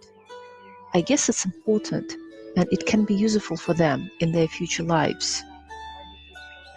She finds an activity for herself, without my help. Mom shouldn't keep running around the kid and organizing some events for them. The other way around, kids should help their parents. When a parent is doing something, his kid should be by their side. First, we cook together. Now she can fry pancakes by herself, can cook a soup or a porridge. She sews, she washes the floor. Her age, she can do many things. I didn't do so many things at the same age. I think if a person can do so many things, life becomes easier for him. Choosing jobs becomes easier for them. He or she can make something by hands. He can do many jobs. If he or she was not successful in one job, some laws were changed. He has 50 other jobs which he can do. I can sew, I can knit, I can cook. It's good if a person learns such things in his childhood, not being 30 or 40 years old. People with capable hands are much in demand.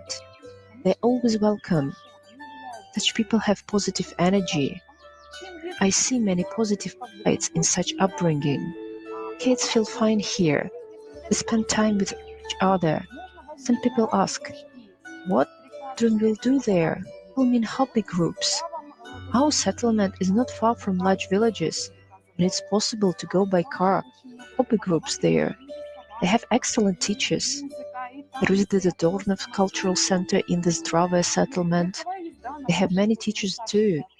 Drawing, music, dancing, acting classes, horseback riding. Our elder daughter does the horse riding. It's wonderful there.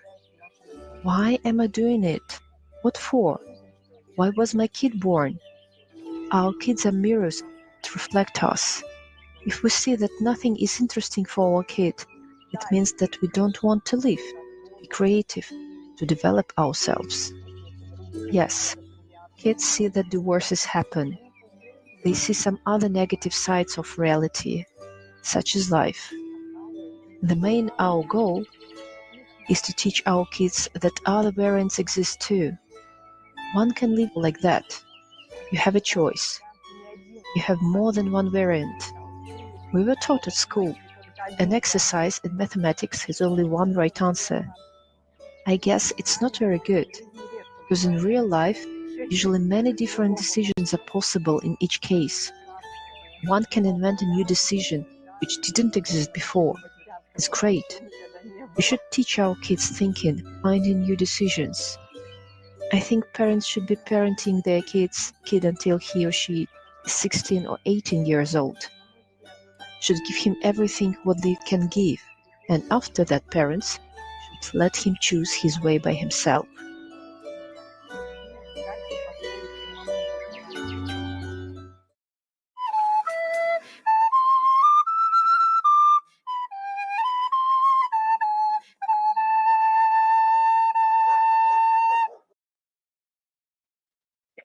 Я извиняюсь, я знаю, что там не очень верный перевод на английском, но я надеюсь, вам было понятно. Oh my God. So I think everything was understandable there, and you got the main idea. We did. Masha, thank you so much for showing that. That's like the most inspiring thing. Thank you. That was so beautiful. У меня также есть... У меня также есть фильм, где отцы рассказывают о воспитании детей, но мы не успели перевести это видео. I also have a film where fathers talk about Bring It Up Kids, but we didn't have time to translate it. И еще есть 3 видео, но они тоже не переведены. And I I have really more. want to I hear have about that video with the fathers. I have 3 more videos, but they're not translated yet.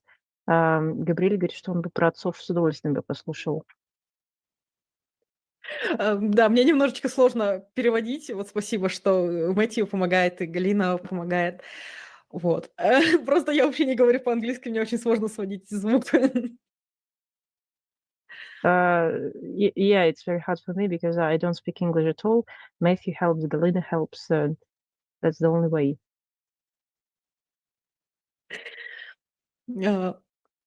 Так, ну что ж, дальше моя история продолжается.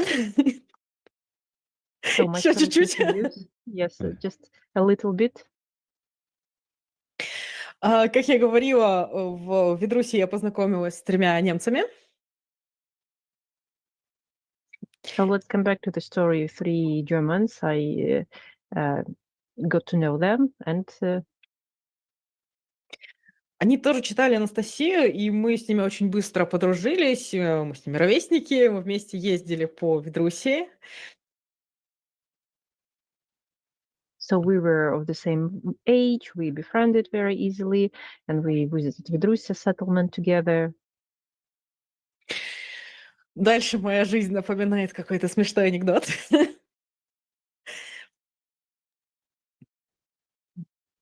Галина, звук? Yes, come on. Tell the whole story. Давай всю историю. Всю историю. Yes, всю историю.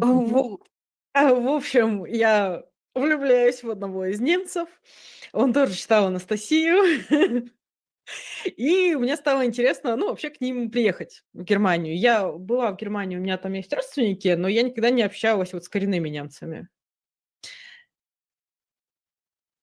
And so here the story goes that I fall in love with one of them, with a German, and I decide to visit Germany. I have some relatives there, but I've never contacted like really native German.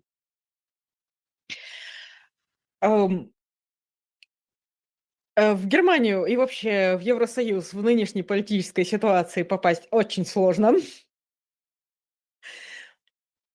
Но я смогла это сделать. Прям вообще удивительно тоже складывались события. Это было чудо, что я туда вообще в Германию попала. Тут можно. Еще дальше. Ладно. Мы договорились, что я приезжаю вот к этим вот 3 немцам. Там было 2 мужчины и девушка. С девушкой мы очень хорошо подружились. Мы стали названными сестрами. Вот. И мы решили, что я приеду к родственникам, потом к ним 3, а потом к Юлии Костиной. Она тут тоже на видео. Она немка и жила в Ведруссии некоторое время. Давай. So, and we...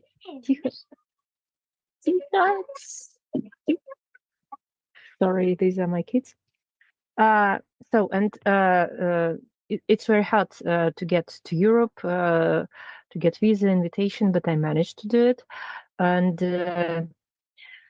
it was so surprising that I could do that. And we agreed that firstly I visit my relatives, then I go to this Germans, and 2 boys and 1 girl. And with this girl we became like sisters.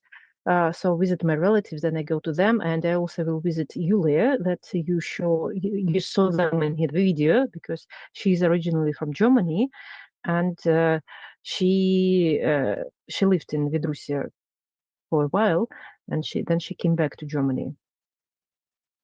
А дальше начинаются какие-то абсолютно необъяснимые события. Во-первых, я смогла взять билеты, когда половину времени мои родственники в Германии, а потом они уезжают. То есть 2 недели в Германии я нахожусь без родственников и только у своих немецких друзей. Соответственно, полагаться могу только на них.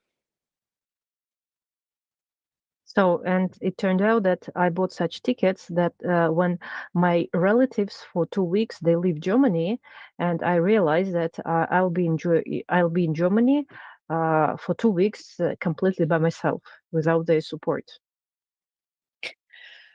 Мы договариваемся, что неделю я живу у своих новых друзей, а неделю я живу у Юлии Костиной. И вот билеты куплены, я уже собираюсь в Германию, и тут Юля говорит, что она меня принять не сможет. Mhm. And so I bought the ticket, and we agreed that one week I'll spend by friends. One day I will be at Yulia's house, and just right before the trip, Yulia said me that she cannot take me, so she's not available. Я понимаю, что в Германии неделю я не выживу. А с моими друзьями мы не настолько близкие друзья, чтобы настолько долго у них оставаться. Вот. Ну, у немцев, в принципе, для гостеприимства немножечко сложно. Им нужно знать точные даты, когда ты будешь, а мы уже договорились о точных датах, что я у них неделю.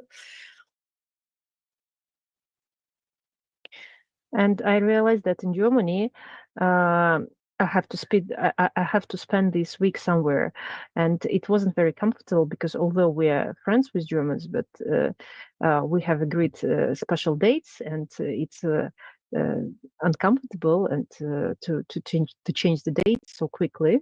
And so, what should I do next? В итоге я не знаю, что я буду делать эту неделю. Вернуть билеты я уже не могу по датам. И Юля говорит, давай я тебе напишу в чат единомышленников. И если кто-то захочет тебя позвать в гости, они тебе напишут. Я честно рассказываю, что вот я Маша, я выросла в поселении, у меня есть фильмы, я могу их показать. То есть с расчетом на то, что я расскажу свою историю, а мне разрешат вот прийти к ним в гости и переночевать у кого-то.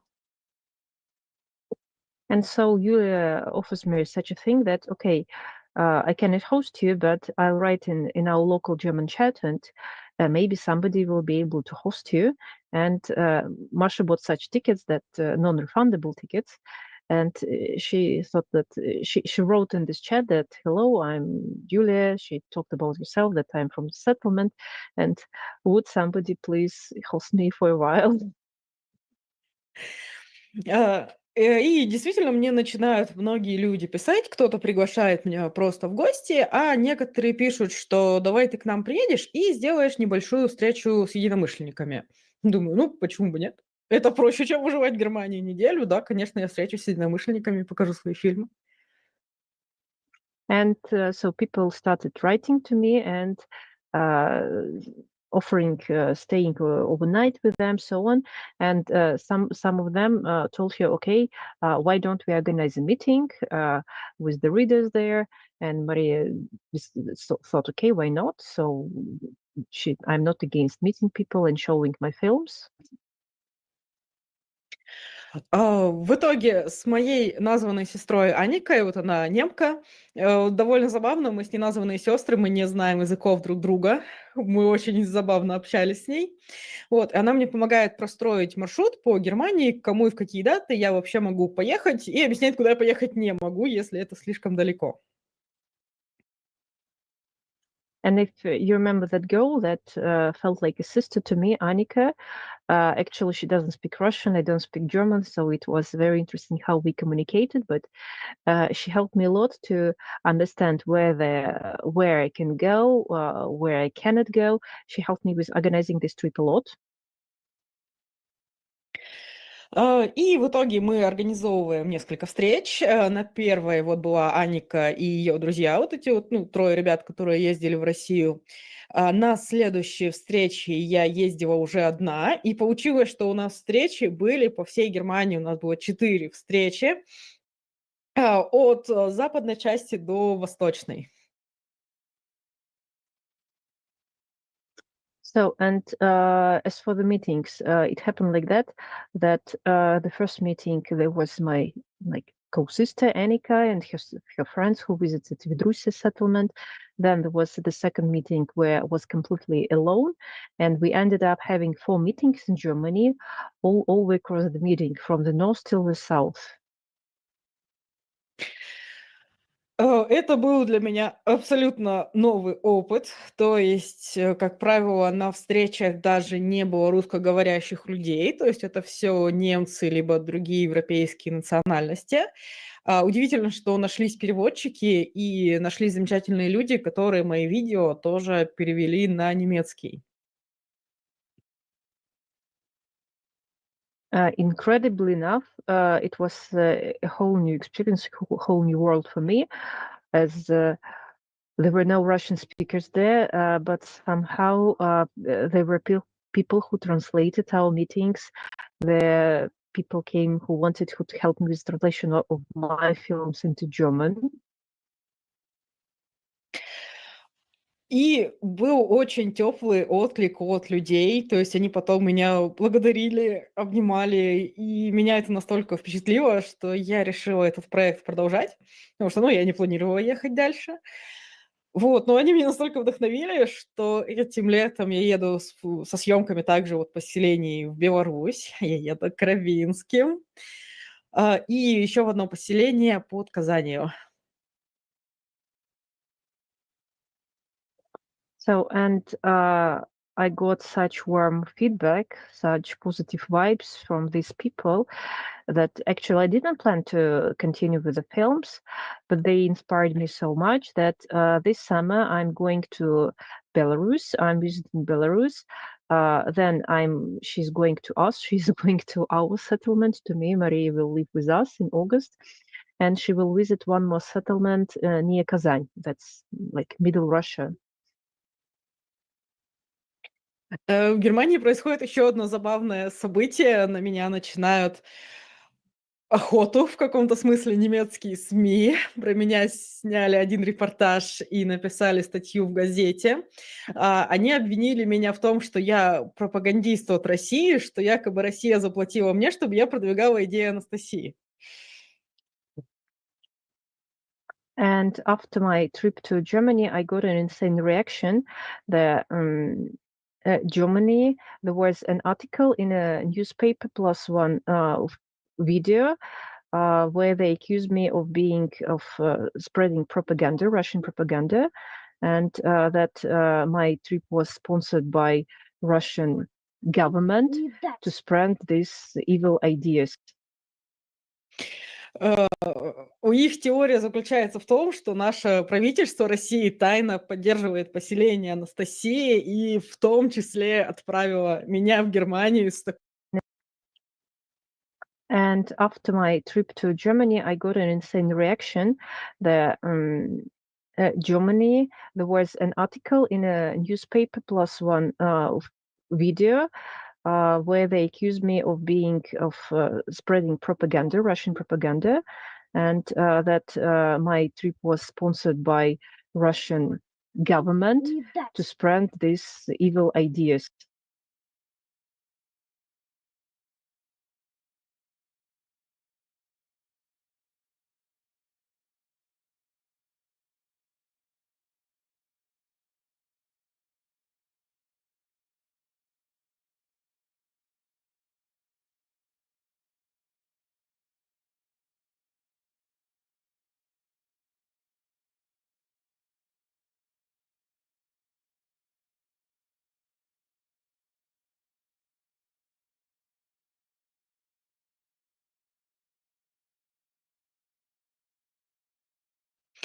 У их теория заключается в том, что наше правительство России тайно поддерживает поселение Анастасии и в том числе отправило меня в Германию с такой миссией, чтобы я рассказывала немцам о поселениях. В поселениях, конечно, очень смеются над этой идеей.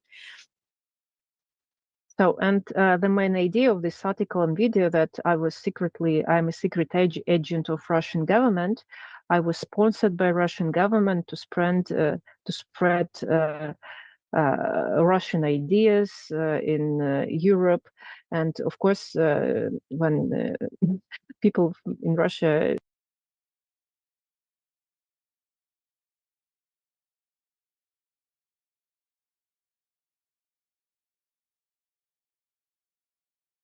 I thought I unmuted. Sorry, I thought I unmuted then. Sorry, I was muted, and then I thought I unmuted, and I was still muted. So yeah, just that poignant point to note that it's to do with information, media, words, intention, what's going on here with our work, Britain, Deutschland, Germany. So very poignant, very, very relevant. But it's all beautiful. The whole thing's obviously amazing. It's just that point being to do with media and intention and words and censorship and misleading and why, and we know, and we are here to address it and put it right. Thank you all.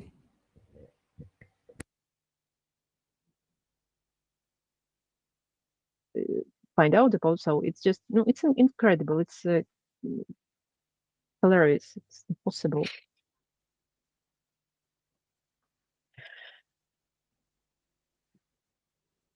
Так, на чем я остановилась. Вот, и обсуждая... Не, по-другому. Возвращаясь к немцам, немцы меня спросили, к кому в России, в ближайших странах можно приехать в поселение, потому что им очень интересно.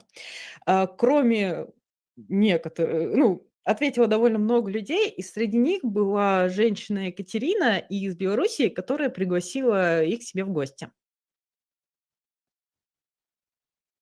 And when my German friends and other people started asking, how can we visit Russia? Where should we go? She spread this question in Russian social media, and there was one woman from Belarus, Ekaterina, and she invited Germans to her settlement. Я начала общаться с Екатериной, мы тоже довольно быстро подружились, и с ней вместе мы организовываем поездку по Беларуси. Она нашла очень много интересных людей тоже, и тех, кто рассказывает про пермакультуру, тоже и многодетные семьи, и про народное творчество, и многое другое. And this is how I found out about Ekaterina and her settlement, and she helped me a lot with organizing this Belarus trip, and she found a lot of interesting settlements, interesting families with permaculture, with big families with traditional art and so on. Здесь также присутствует один очень хороший человек, это Иван Кратеев. Он поддержал этот проект финансово. And here together with us we have Ivan Karateev. You can see his message in the chat that he supported her trip, Masha's trip, greatly financially. За что огромное спасибо. Yes, a great thank to you, Ivan, for that. Спасибо большое, Ваня.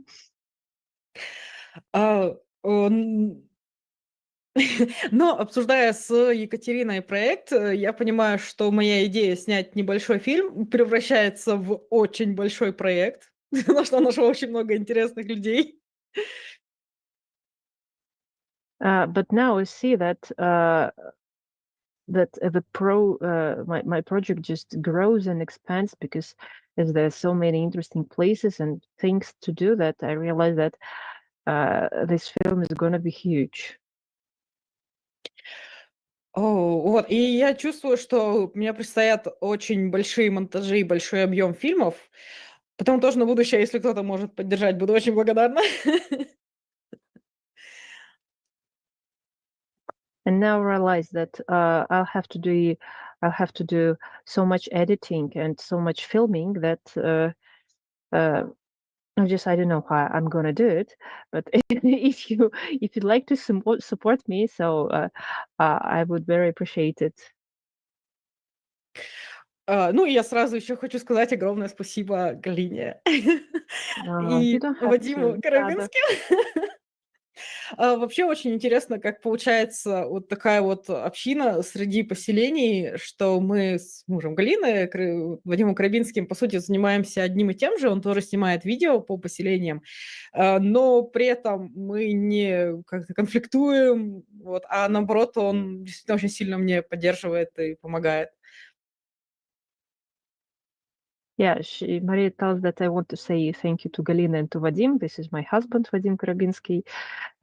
Maybe you know that Vadim also made films about King's Domain, and but she said it's interesting that although we are both making films about King's Domain, we are not in conflict, but we support each other and help to develop each other.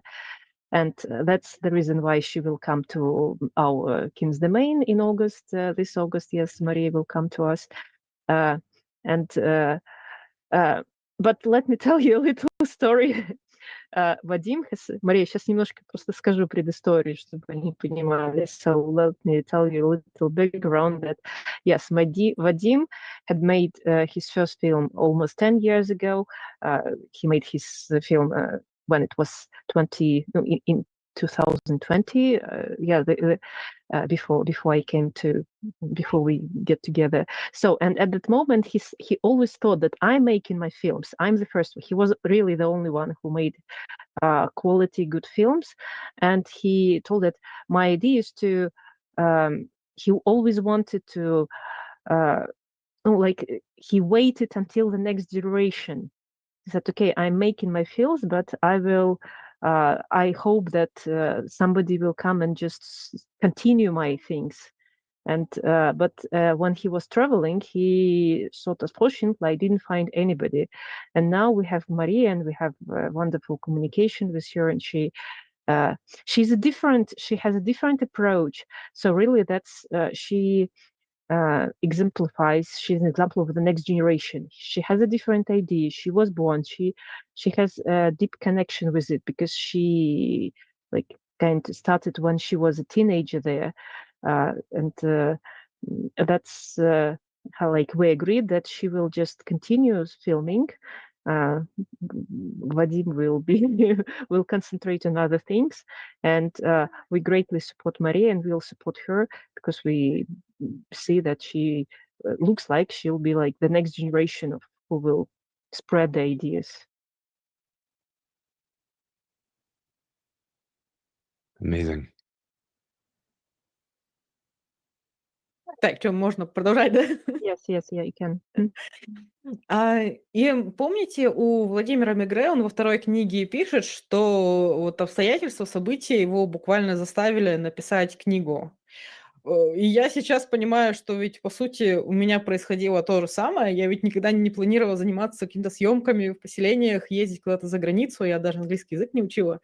Думаю, я всегда буду в России, там вот заботиться о своих детях, обустраивать поместье с мужем и так далее. Но вот буквально происходят те события, о которых я рассказала до этого. And if you remember in the second book, Migre wrote that all the circumstances and conditions made him write the books. And now Maria feels the same, that she didn't plan it initially. She didn't want, she wanted to have children, have her own King's Domain, and so on. But now she sees that all the events around her, all kind of a destiny makes her do the films. And now she sees her mission in it.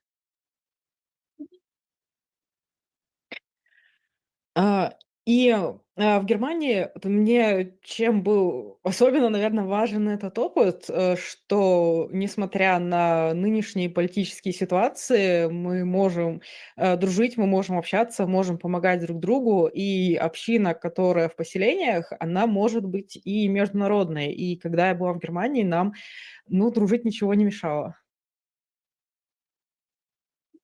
And this German experience was important for me because I realized that in spite of the current political situation and politics and so on, this international relationship, we can still make friends, and this we can form an international friendship, international society and community. So it can be real. Отдельно интересно, что это были именно немцы, которые приехали именно в то время, когда я была в Ведруссии. У нас исторически с немцами немножко сложные отношения, и тем не менее мы смогли провести общие встречи и друг другу помогать.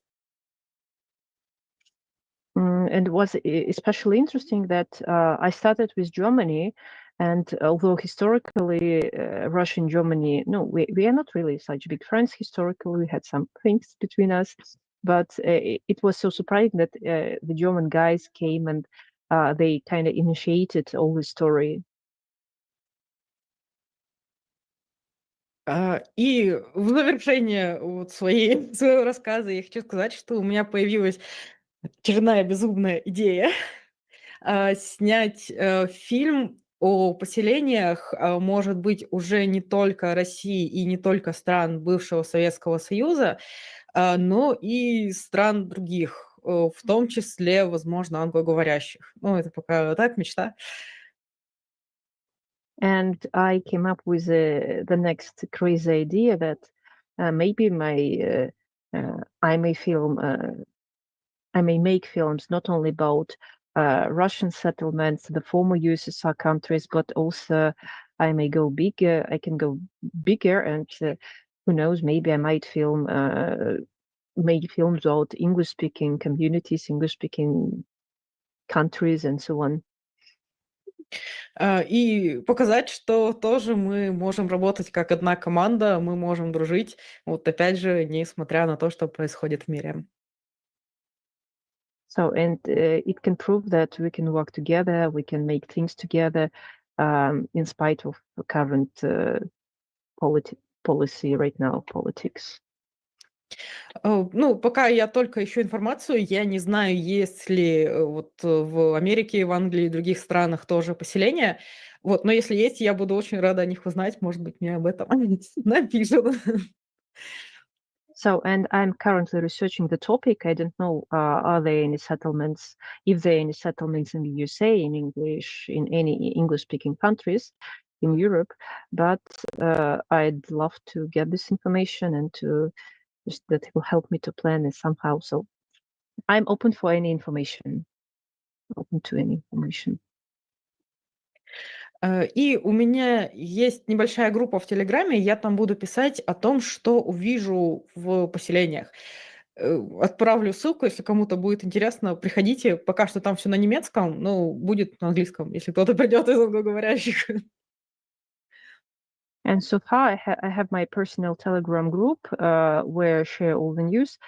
Currently, it is in German only, but if English speakers join this group, I'll also start posting news in English.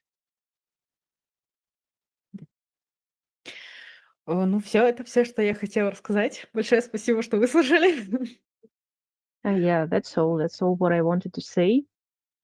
Thanks for listening. Можно задавать вопросы, если есть. Yes, if there are any questions, I'm happy to answer. Yes, everybody, big thank you to Masha, right? For what an unbelievable presentation. What a powerful story. Everybody, huge thank you to Masha for this incredible sharing here. That was so inspirational. I don't even know what to say. That was beautiful. So yeah, I see the reactions are going crazy right now. Everyone's going crazy with the reactions. Yeah, this is great. Thank you, Masha. And please share the links if you have a fundraiser link or something, or a donation link and your Telegram link. Please share the links here, and we will help promote them as well. Absolutely. Если у тебя есть какие-нибудь ссылки, которые ты хочешь здесь оставить, ссылки на свой Telegram, ссылки на сбор средств для тебя, то можешь сейчас все оставить в чате. Мы с удовольствием их Так, первая ссылка — это будут новости с поселений. The first link, this is the news from the settlements. Вторая ссылка — это мой личный телеграм-канал. Ну, там я рассказываю просто о том, что происходит в моей жизни. The second link is my personal Telegram channel where I share my personal, what I'm doing, my personal life. Так, и сейчас я отправлю мой канал, но там пока что все только на русском языке. Это основная группа ВКонтакте. And I will send you a link to Vkontakte group. Right now, it's my main channel, main group. It's in Russian, and you have to be registered in Russian. It's the Russian biggest social network, Vkontakte. Yeah, it's like Facebook in Russia. Yeah, If you're like interested Facebook. in Kin's Domain news and things like that, it is worth having an account on there just so you can check out people's pages and things. Lots of settlements have pages on there, and a But lot of everything will be updates. in Russian. Everything will be Everything's in in Russian. Russian. Yep. Yep. It's all in Russian, but it's worth looking at if you're interested. Yeah, everyday news. Every day is just 100 settlements.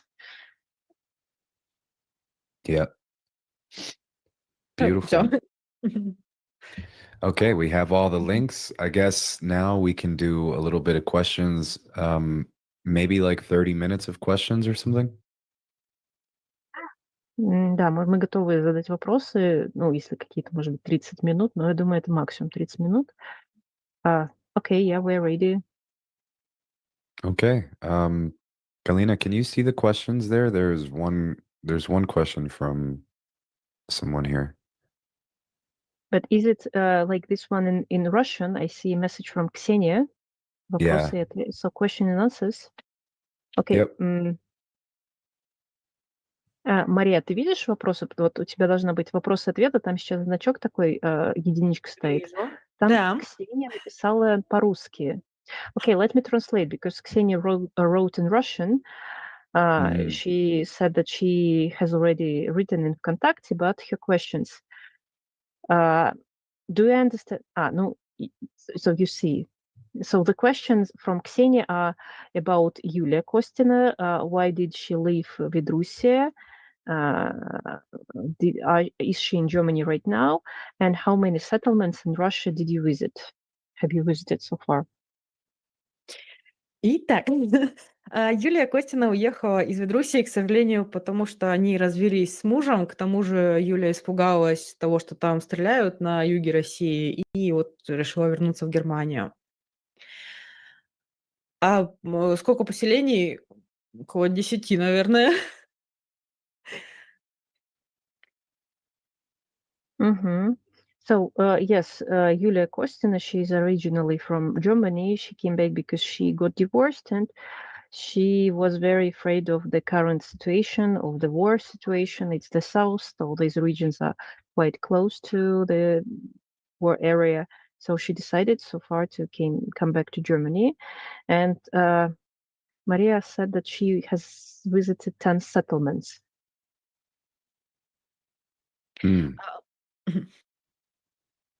Многие поселения сообщества, например, Добрая земля, это 7 поселений, если я верно помню. Живой дом, их там тоже около 5 поселений. Вот, поэтому их немного сложно считать. Для меня это как одно, но на самом деле по факту их там 7 разных. So, and in the south, they have such a, they organized in an interesting way that actually, when we're talking about this kind land, Добрая земля settlement, they unite 7 settlements, small settlements. And for example, Vedrusia, it unites several settlements, so it's not the only one. Yes, I know about this specific of the southern region. I don't know, maybe it's historical, or why do they do like that? In main Russia, mainland, like we have one village, one settlement, but in the south they have such specifics. Yep. Maybe because they're so huge and they just don't have, they're in the south, they're the hugest settlements. Yes, in the south, surely. Yeah, all the biggest settlements in Russia you're going to find in the south down there, the ones with like hundreds of families and all that. Yeah, nobody wants to live in the northern Karelian settlement. Yes, people all dream of going to the south, having these beaches, I don't know, growing pineapples, palm trees. I understand.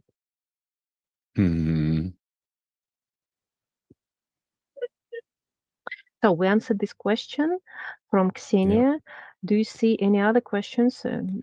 No, I don't see any more. Does anybody have any questions for Masha? Does anybody any questions you want to ask? I mean, I can start asking questions, but then, you know, uh that'll And be is it, Gabriel, is it possible here such like raise hands? I don't have this option here, but maybe yeah, if you somebody can do wants that to under the speak up. React thing. Under React, I think if you click React, um, you can raise your hand there, and then we can raise hands as well. Yeah, right. But I mean, if nobody has any questions, then I mean that presentation was really thorough. I do have one question. And you know, Masha, you and I, we can definitely connect privately. We're already connected, and I really look forward to continuing our conversation. But I don't know if giving us an answer here is the best way, but I would really love to share these videos on our YouTube channel or any like that if you're open to that to help promote your work or share those videos because so many people in the Western world have never seen such clear and powerful images of Kin's domain life.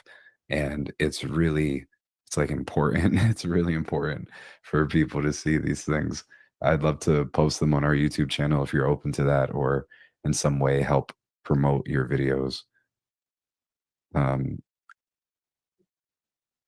Galina, if you could help me translate. Ну, Мария, прежде всего, мы очень хотели бы распространить твое видео, если ты к этому готова. Мы можем это потом обсудить лично. То есть мы готовы на нашем канале распространять, в нашей группе в YouTube, в Телеграме. Если ты к этому открыта и готова, то мы можем это сделать. И тут, кстати, вопрос как раз есть из чата.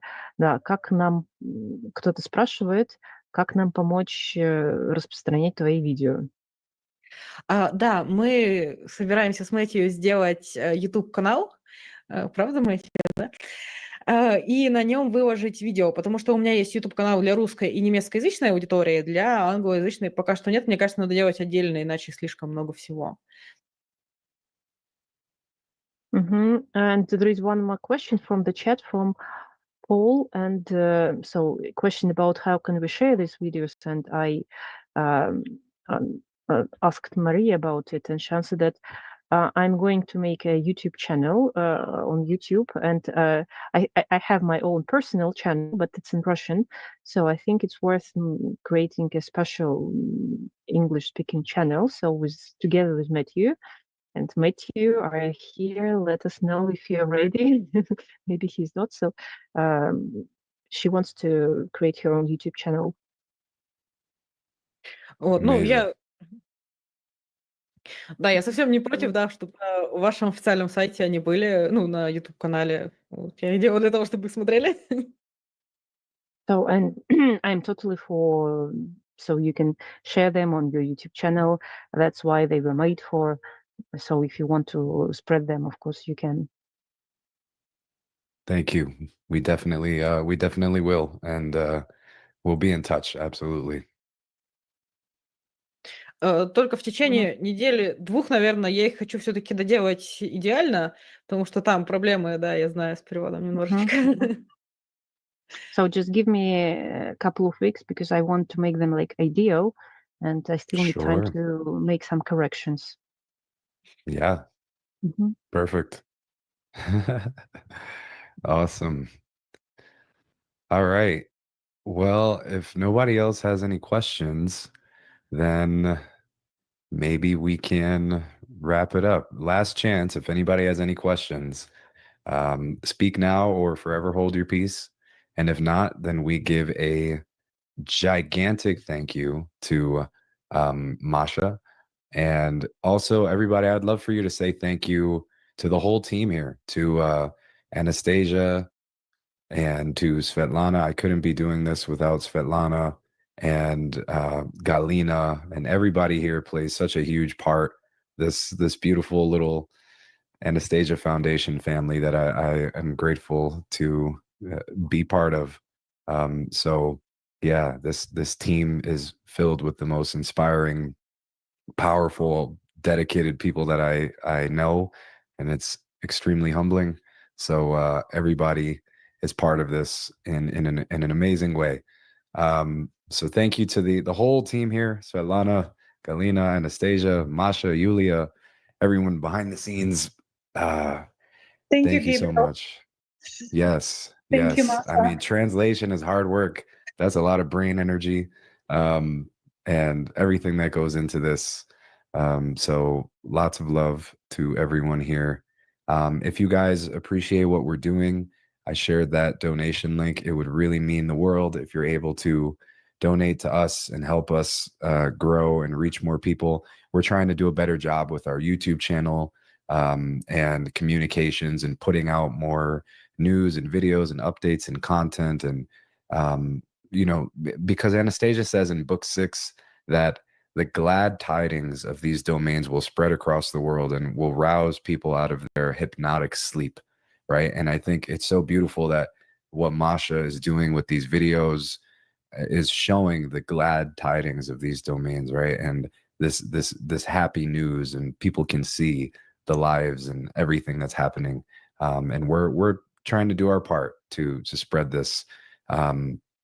Lots to come. Thank you all for being here. Thank you everyone watching this in the future on a recording. We hope you enjoyed it. We sure did. And yes, I mean, thank you everyone for being here. Thank you for your time and your attention, your support. I see many friends in this chat who have been around what we're doing for a long time. So thank you. Yes, and I don't know what else to say. Does anybody on the team want to say anything before we get out of here? Yeah, just want to thank everyone. And I was listening a couple days for that conference that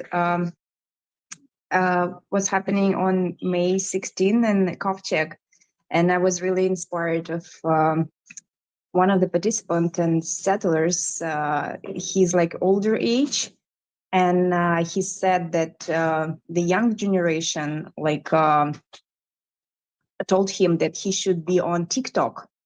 So they teach him how to do TikTok videos. He said he doesn't want to be there because it's a junk, there's no good information. And that's why the younger generation inspired him, because he's really good talking. He can convince people, and they inspired him to be a blogger. And he's very successful now there. He has 1,000 million already people who watch him. And he said we need to spread that information. That was kind of inspiring for him, because there's such a huge amount of bad destroyed information, especially for kids, for young people. They watch so many things that really destroying them as a humans. So I think that's probably, I don't know, I got that information before our conference that made me more inspired to do that. So thank you everyone again for joining. Спасибо, Маша, большое. Это большое дело, потому что мы должны говорить. We have to speak. This is our role, what we can do now. And Маша, мне кажется, ты нашла вот свое предназначение, да, тебя жизнь вот так тяжело какими-то вещами научила, но ты как бы такой пример стойкости духа, радости и вот этого света, который ты находишь, как проявлять в позитивном направлении. Благодарю тебя за пример и за вдохновение. Yeah, that, as I said, Masha went through so many hard times, but she didn't give up. She found how to put that light in a good way. So yeah, just want to thank everyone. Yes. For being not shy to talk, or being brave to talk. Sometimes even she went to the German and she got so much negative from the even government, but she's still talking. She's still inspired and brave to do that. Everyone's voices is so important. Everybody's story matters so much. Anastasia said, right, the 9th book would be written by people about people's stories. And this is it right here, right? I mean, even just the stories we heard today, and how many stories of the people in the audience watching these things, or us here on the team, everybody's stories are so powerful. Tell your story, make a YouTube channel, write it down, share it, something, go on TikTok, right? Go on Instagram, tell everyone, because the world needs it. They really do. And like, you know, Masha, like they said in one of the videos, people will see that they have a choice to live a different lifestyle. People will see that there's a different way that they can live. And well, that's what we all need. And so, yes, thank you again, everybody, for your time, for your attention, for your support. And we can't wait to be with you to do the next one. These are going to continue with the help of this incredible team. And we will see you all later. So thank you all so much. Bye, everybody. Спасибо большое всем. Goodbye. Спасибо большое, Masha. Bye. Bye. Bye. Bye-bye, вы девочки. Bye. Okay. Bye, Galina. Yeah, goodbye.